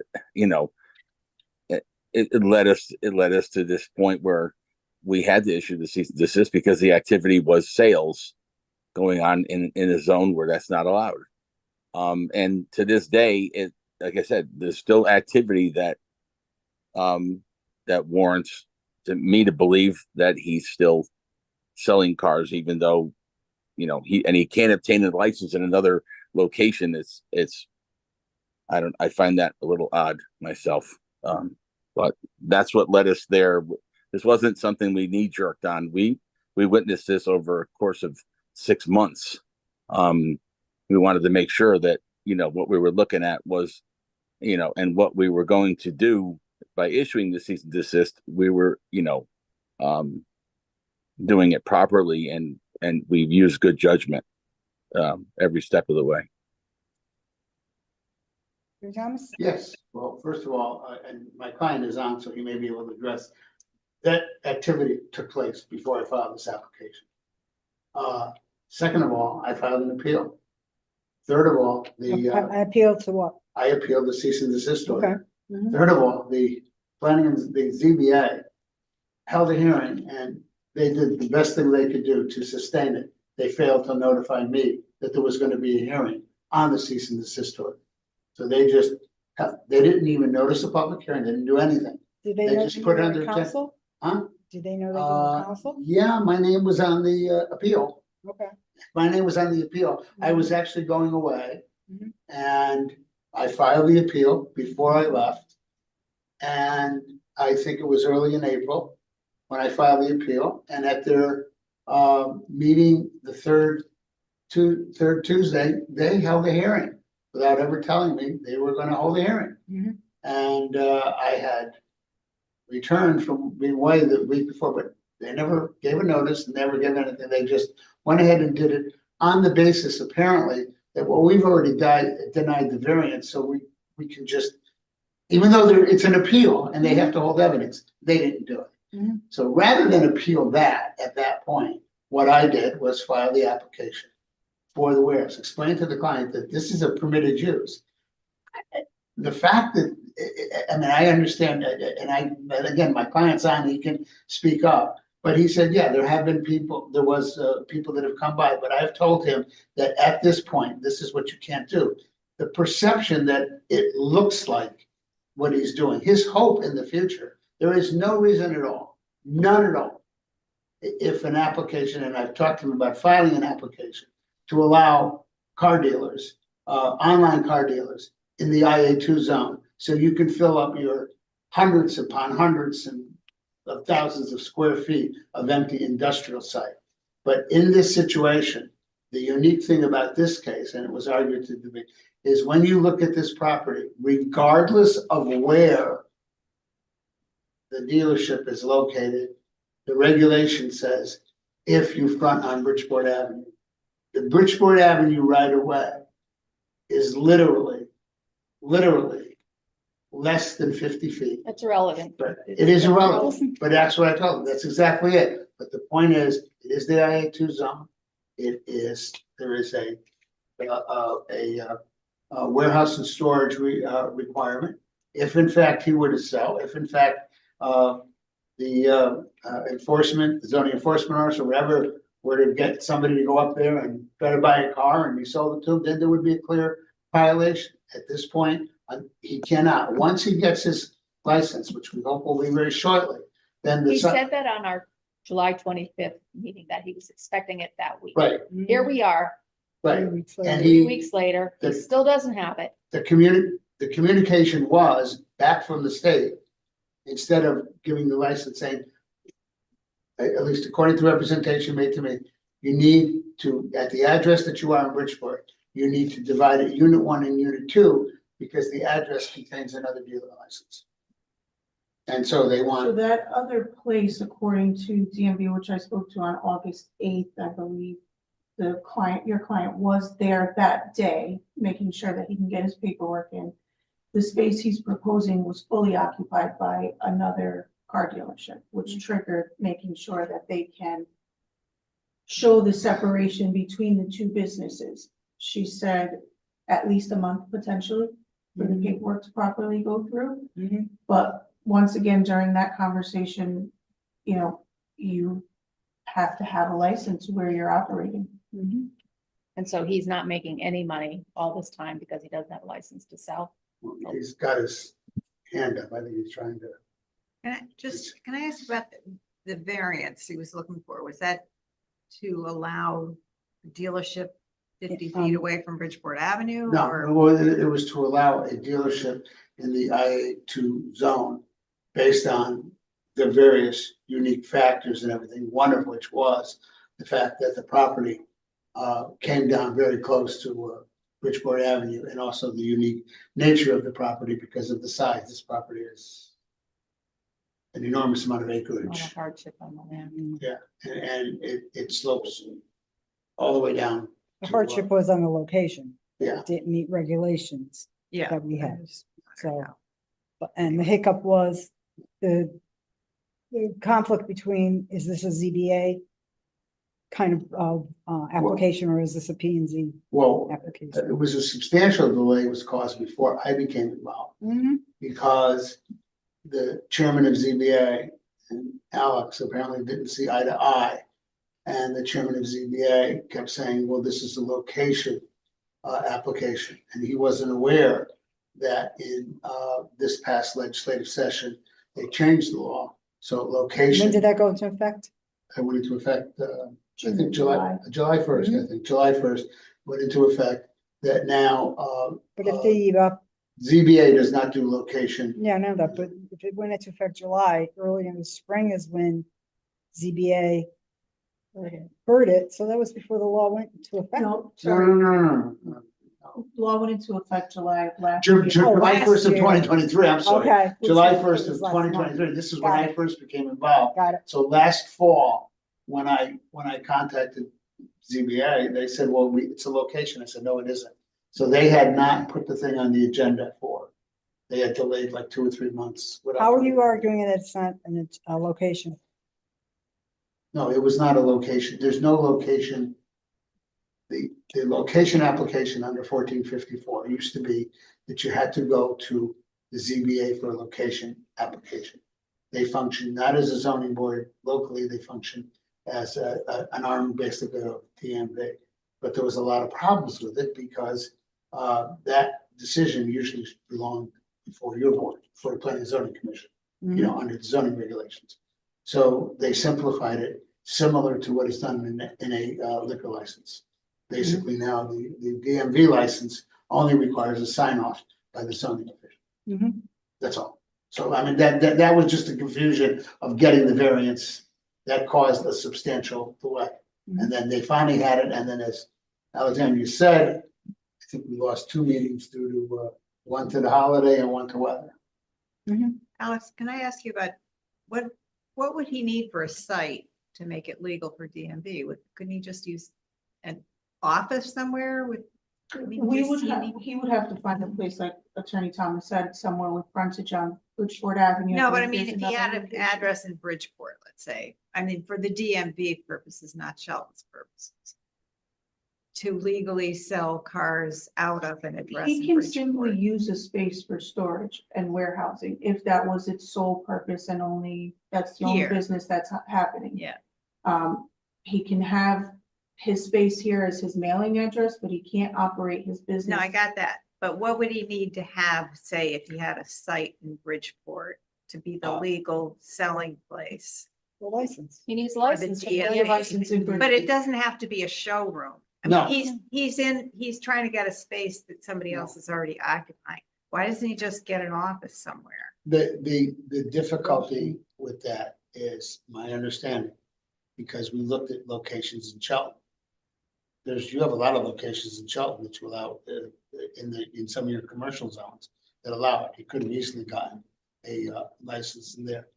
They require at this point, and I will tell you that because of other online dealerships, Carvana and other of those, I spoke with DMV and they are having issues to deal with that. When you get a dealer's license, you have to be in a location where you can do minor repairs. You have to be, so that creates a situation. So we looked at places in Shelton, we looked at a few places in Shelton, but you know, he could have been in an industrial zone somewhere. We looked at one place, but the landlord did not want minor repairs, you know, in that situation. So you have to have he would minor, have to you have have to that have wherever the he ability. was. However, and again, this is for the future, DMV is rethinking that because they ended off with Carvana getting a brick and mortar place where they had the ability to do repairs that they don't do. You know what I mean? They're just a They had to. faux repair place, Yeah. so to speak. Oh, You know what I mean? great. And so that's the biggest issue. I don't know if it's. I had a question. In all this time that this has been operating, have taxes been paid to the city of Shelton? He's a tenant. He's Oh, not. he's a tenant? He's got his warehouse, he's got property. He's got property. Why is he not paying You mean, property tax? The if vehicles, I the- assume. If the motor vehicles are registered, you have to pay. He's got his hand up and he's, I don't know why he's. Dwayne, are you on? I don't think we can resolve this. Dwayne, I don't think you. Hi, I'm here. Yes, yeah. I am here. Yes. all right, well, can you answer something? Yeah. So, I mean, I don't want to like rehash because there were several false statements dated, referring that Alexandria said to the timeline and certain things that happened. But one thing just to correct you was the license, what's that? Your best interest that if you feel that the staff has not presented this correctly, to state what specifically they misstated and what the correct statement should be. Okay, so all right, that's fine. So backing up, the whole thing about operating and just moving in there without all these approvals. yes, there was a point where that happened, but there was also almost 6 months where I was still in Bridgeport trying to this, where the city of Shelton lost all my paperwork and misplaced it. The first time when Alex helped me submit this back, I think in August, they completely lost the file. I called on where the paperwork was, and because I never got like the notice that was supposed to go out in front of the building, and they said they lost the file. They didn't. The chairman Conklin said, "I don't even know anything about this case. We never got anything from there," and I had paid the fee and everything. Then it ensued where Alex and Chairman Conklin were arguing over whose responsibility, and it was going back and forth until I drove to Hartford myself and got a copy of the statute, which I provided with them. Then there was 2 meetings that were canceled due to the holidays. Then the January meeting was canceled due to weather, so it wasn't heard until February. So it was almost six months, where it wasn't heard. And that time we were not in the space. That's number one. Number two was there was 0 work done without appropriate permits. Every single work that was done in that building was done with approved permits by the city of Shelton. And I have all the documentation for that. So that's completely false. Dwayne, Yes. are you sure you didn't occupy that particular space in Shelton on Oliver Terrace in any manner, shape, or form in last September? No, I did not. No. Oh, we had our offices somewhere else, and in another part of the building, the landlord let us keep cars. Say that last part and something. But the building's huge. It's 150,000 square feet. So while the construction was going on, the landlord let us use some storage. They have like boat storage and other storage in another part of the building that down there, and we just kept our cars there.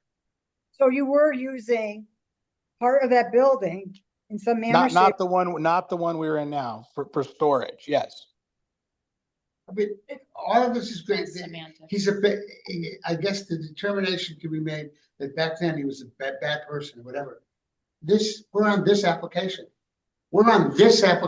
Yeah. So, and then the other thing was that just to clarify, the building we're going into, my landlord owns a repair shop.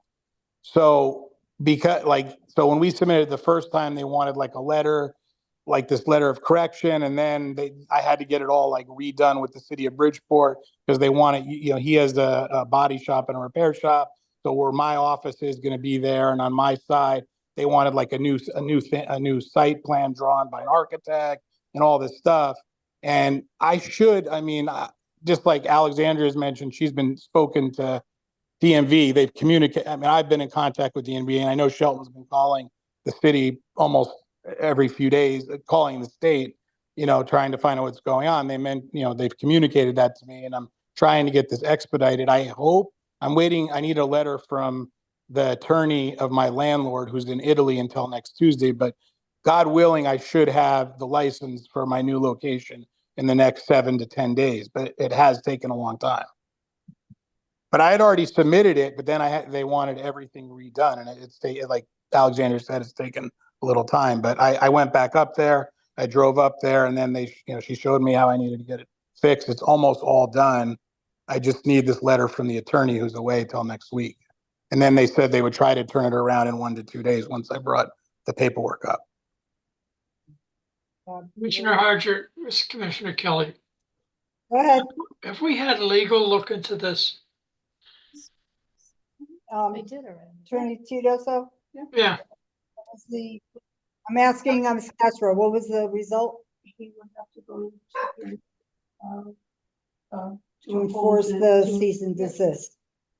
Okay. Yeah, we had nothing from Attorney Tedosio. Well, we just keep. It seems like we just keep going around and around and around.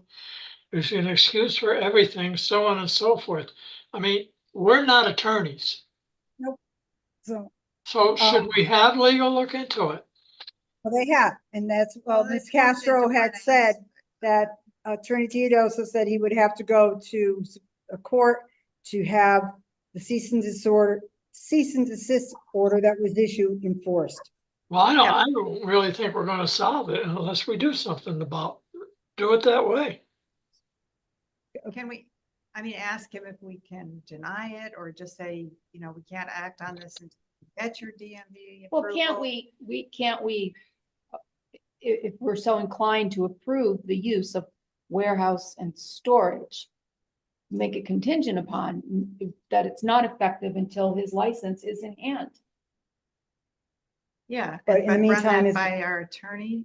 That, Should- How are you gonna enforce that? Dominic is saying we can't do that. I don't think you can approve any business without consent from the property owner.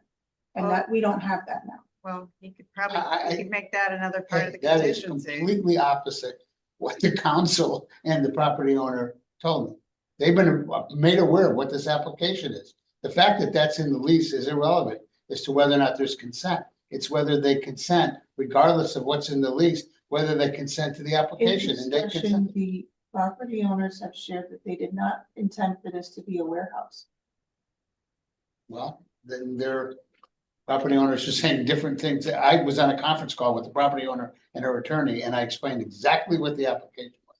And what they wanted was, how fast can I get it approved? And I told them there was a problem Well, with. Is there a lease that says they can only store or No, what you have is an excerpt of the lease. I can't hear you?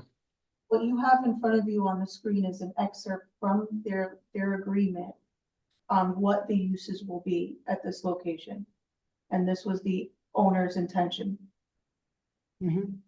It may be his attention, but do we have something in writing that with a lease from the owner to the individual saying that he can only store there or he can't do this or can't do that? Only this excerpt from the lease. So that attorney, was that attorney asked for the applicant asked to, did the lease, were they ever approached to provide the whole lease? For the entire lease? Hmm? That's their, I can't make them give us an entire lease, I can only ask what they're Mhm. willing to share. Again, communications, I got. Well, isn't a lease a matter of record? No, the lease is between the landlord and tenant. You don't record leases, but the issue here is if in fact the landlord has communicated to them that we're not going to allow this, then certainly my client's application can't go forward. That isn't what the landlord said. I told the landlord what the application was. I told her what the procedure was, and I told her what he was doing, and in a conference call with the attorney. And she, her last name happens to be Thomas, she emails me occasionally for an update on the application. So can we get a letter from that attorney? I'll have to, Stipulate well, or the What the landlord. agreement is, yeah. Yeah, an or the update on landlord, What the uses will be.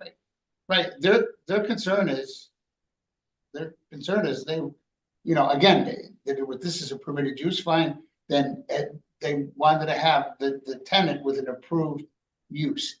The fact that it says in there that, you know, that this is what you're gonna manage consistent with a zoning application, well, guess what? They're not gonna be able to get in that zone luxury and exotic car sales facility and the condition of facility, but that is also putting limits on it, that you only want light servicing and detail. So in fact, if they do manage to get the license elsewhere, they still won't be able to transact what's there, and they're well aware of what he's doing. So I'm certainly, I can talk to the tenant. Yeah, with his own landlord. I mean, the same way we do with a house, if somebody wants to rent out a space, we require approval very specific that yes, you can run a home office, that you're gonna be selling knitted hats online. I want them very specific, so we have no miscommunication from a property owner. Well, property owners, if they're gonna have a home office, it's gotta be the person who lives there. That's not a landlord tenant situation. So That's I'm gonna go back to They can Commissioner be renting Kelly's the house out. comment that we're not It lawyers. could be and a we're not- rental person that's gonna be doing it, but they get the whole house. All right, Commissioner Amato? Sorry. I agree with you, Elaine. I agree with you, Charlie. Go ahead. Yeah, What do we bring? that we're just going around in circles. Mhm. We're not lawyers. I don't see why we can't just say, you know, you have to come back once he has a DMV approved site, but his attorney is saying we can't do that. So I don't know what our attorney would His I attorney just- is telling us that? Dominic Oh. is saying it's as of right, it's an application for warehousing, we have to approve it. But he's technically not a legitimate business, so if he's Well, I know, there but I'm under saying, here we carsation, go. that's not a legitimate business unless it has a license to sell. that So- we're- Yeah, Alright, but we're I'm not- saying we're not we should trying to require sell that. at this level. I know you're not, but it's not a legitimate business. It's just an individual warehousing cars, right? Right, an applicant can be an individual, an applicant doesn't have to be a business, there's no. Currently, this is a tenant occupying a space that's not registered anywhere. He continues to occupy a space regardless of, hold on, and I feel like we've been extremely lenient. We're letting this stretch. Well, Again. he has a company name. And we looked up in the state of Connecticut, what it was for, so on and so forth. Very. Business name is Carsation LLC. Yeah, I know, but you can look at the state of Connecticut and find out what it is. Yeah, Who's the it's, president, who's so what, and what it does. Online car dealership. Am I right? But if people are calling to DMV can't act on anything because they're not a registered business. They say call local zoning. They're not a registered business with our town either. He's continuing to occupy the space. He doesn't have the blessing of the property owner for this specific use provided to us. So I don't know how we keep this going any longer. I don't think we have to. I think their commission should pass a motion to authorize any suitable action by staff to enforce the cease and desist order that was issued against Carstation. But this isn't before the commission right now. There's not a certified commission, there's an application for zoning, so you either approve or deny it. You deny it, then I can take whatever steps I do. Or you seek legal counsel and have Fran. I say we table the application until he has the proper license from the state. Can I say one thing? The landlord signed the letter authorizing that was submitted for the application for warehouse. I'm not so concerned about the landlord situation. I think Alex has submitted a very detailed report with a suggestion that the staff has made. That's what I think we should have our attorney review and see if that statement is valid. Saying the staff cannot enforce this situation. Well, I mean, can we table this till I have the license, which hopefully should be in 2 weeks? That's what I just said. I'm gonna make a motion to table this application until such time as the applicant has a valid motor vehicle license to sell cars. And in the meantime, how are we going to make sure that activity doesn't occur up there that staff has documented has? You can't. I'll go back to The documentation attorney of and what the see staff he has thinks we should documented do. has been mostly, not all, before I filed the application. You went out there, you all went out there yourself, and you may say what it looks like, but there's no documentation of any sales. There's none. There's no documentation. There's nobody with, there's no concrete evidence. Say that a little louder. He's still occupying the space. Well, that's why I have the application. Admittedly, it's a post-activity application, but that's why I filed it in April. So then, is there a motion to deny the application for warehousing, storage and distribution facility and 12,000 square feet, 40 Oliver Terrace? So if we deny it, he's gotta move all those cars out. Yeah, it's probably not. You say if we table it, I like the way you stated that, Ruth, but I think that's what we should say. Why don't we table it for, 2 more weeks, let him try and get the license, and if he doesn't get the license. Oh, Matt, I'm sorry. He's not up there, so I can't tell. Start again. No, I was gonna say, why don't we just table it give him 2 more weeks, try and get the license, and while we're doing that, why don't we also maybe get some sort of guidance from our attorney, considering he's not here and we don't have anything from him, right? And then in 2 weeks, bring it back. And if he doesn't have a license, go forward with what we got to do. Bring it back in 2 weeks, I would say, until such time. Yeah, we have to move on this one way or the other because we're like I said, we're going around in circles. And that he's to not add any additional vehicles, that what's there stays.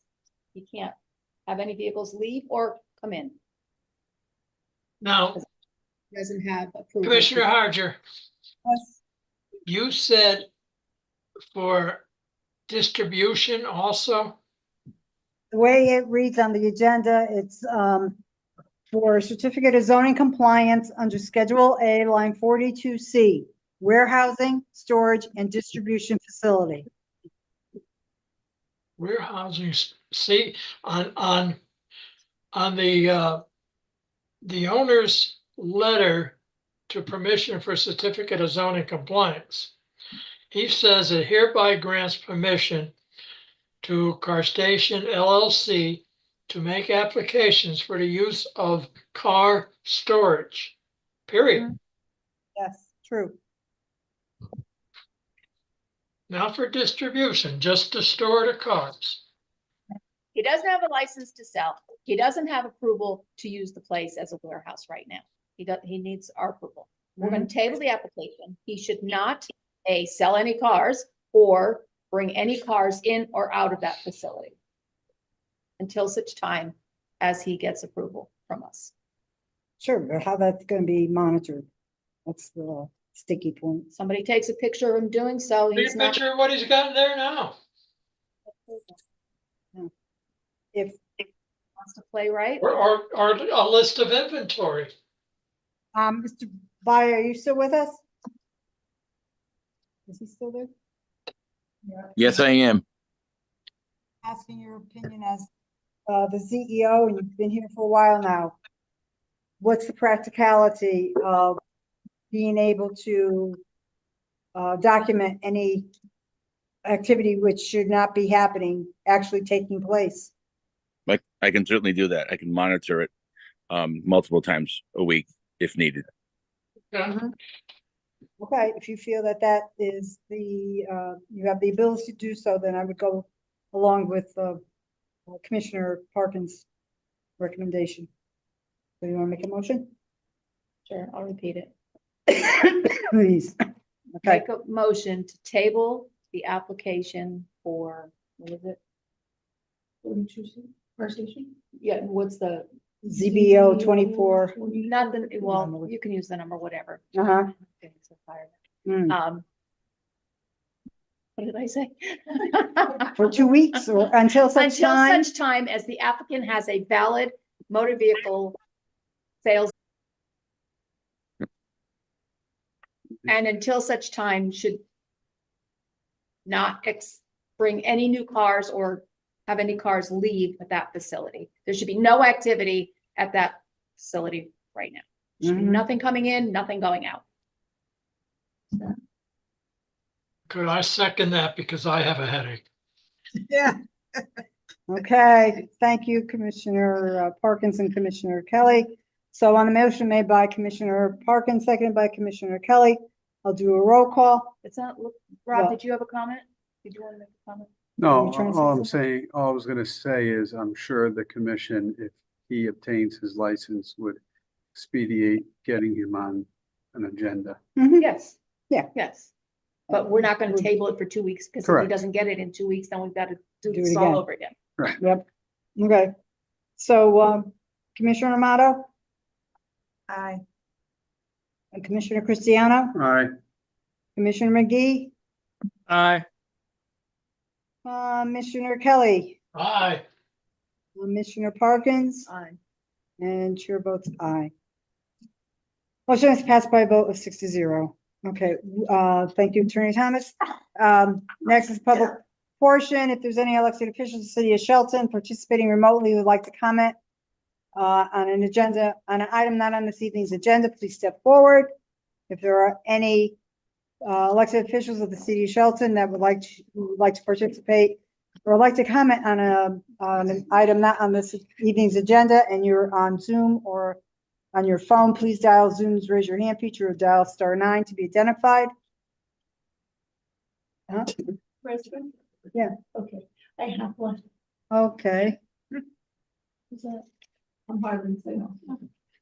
okay. All right, Mr. Harbinson, identify yourself for the record, please. Is he there? He's loading. I heard. He's up there. He's coming. Both Christmas. We don't have good Wi-Fi in that section of town. Be nice. Mr. Harbinson, are you with us yet? Yeah. Yes, I am. Sorry. right, Tom go Harbinson, 15 Suncrest Drive. Just watching your meeting remotely from a different time zone, and appreciate the technology to be able to do so. Having watched your meeting, I was just concerned if Mr. Inglis is okay. Oh, yes, he was, he made it home just fine. Terrific. Okay. Thank you. Anything else? Have a good Okay. evening. Oh, But have a good night. All right, so, no one else? Ms. Castro from the public? No. Okay, all right, well, seeing the lateness of the hour. No. What? Gotta get these minutes off the table. Yeah, we Oh, can is do that. We can do the minutes. Yeah. I'll be seeing every single one of them. Why? Oh, you didn't read them? Oh, No, No, okay. yes, I have, but not recently, and that's, I read them today, this I afternoon. did They're too. all They're good. fresh in my mind. How about you, Rob? Yes, You read them? yes. All right. there they is, seem fine for me. there is, They're good. I feel comfortable, but I'm definitely gonna be abstaining, That's so, fine. there was a problem with the June 12th minutes. Yes. And was that ever corrected? Let me just state, because the way it's on the agenda is not quite correct. On the agenda, where did I see it? Minutes are down there.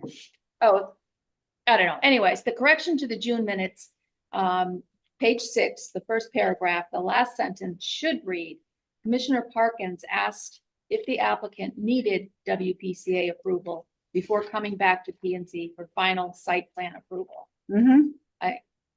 The response was kind of, ideally, the process is that once P&Z approves a project, the applicant seeks WPCA approval and then comes back for final site plan approval.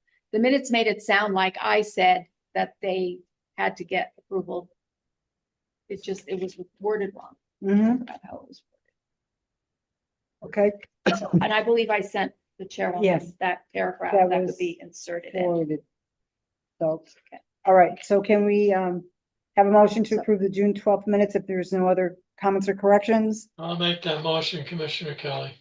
Okay, but with, directing staff to make sure that the, Corrections are made. minutes have been updated. Yeah, Okay, it's actually, it had said, Commissioner Parkins reminded the commissioners that they need to approve final site development plans before WPCA, and that was not correct. It's not what was said. okay. Is there a second to the motion to approve the June 12th minutes? I'll second. Okay, so on the motion to approve, please signify by saying aye, Aye. and the chair will abstain, and there are no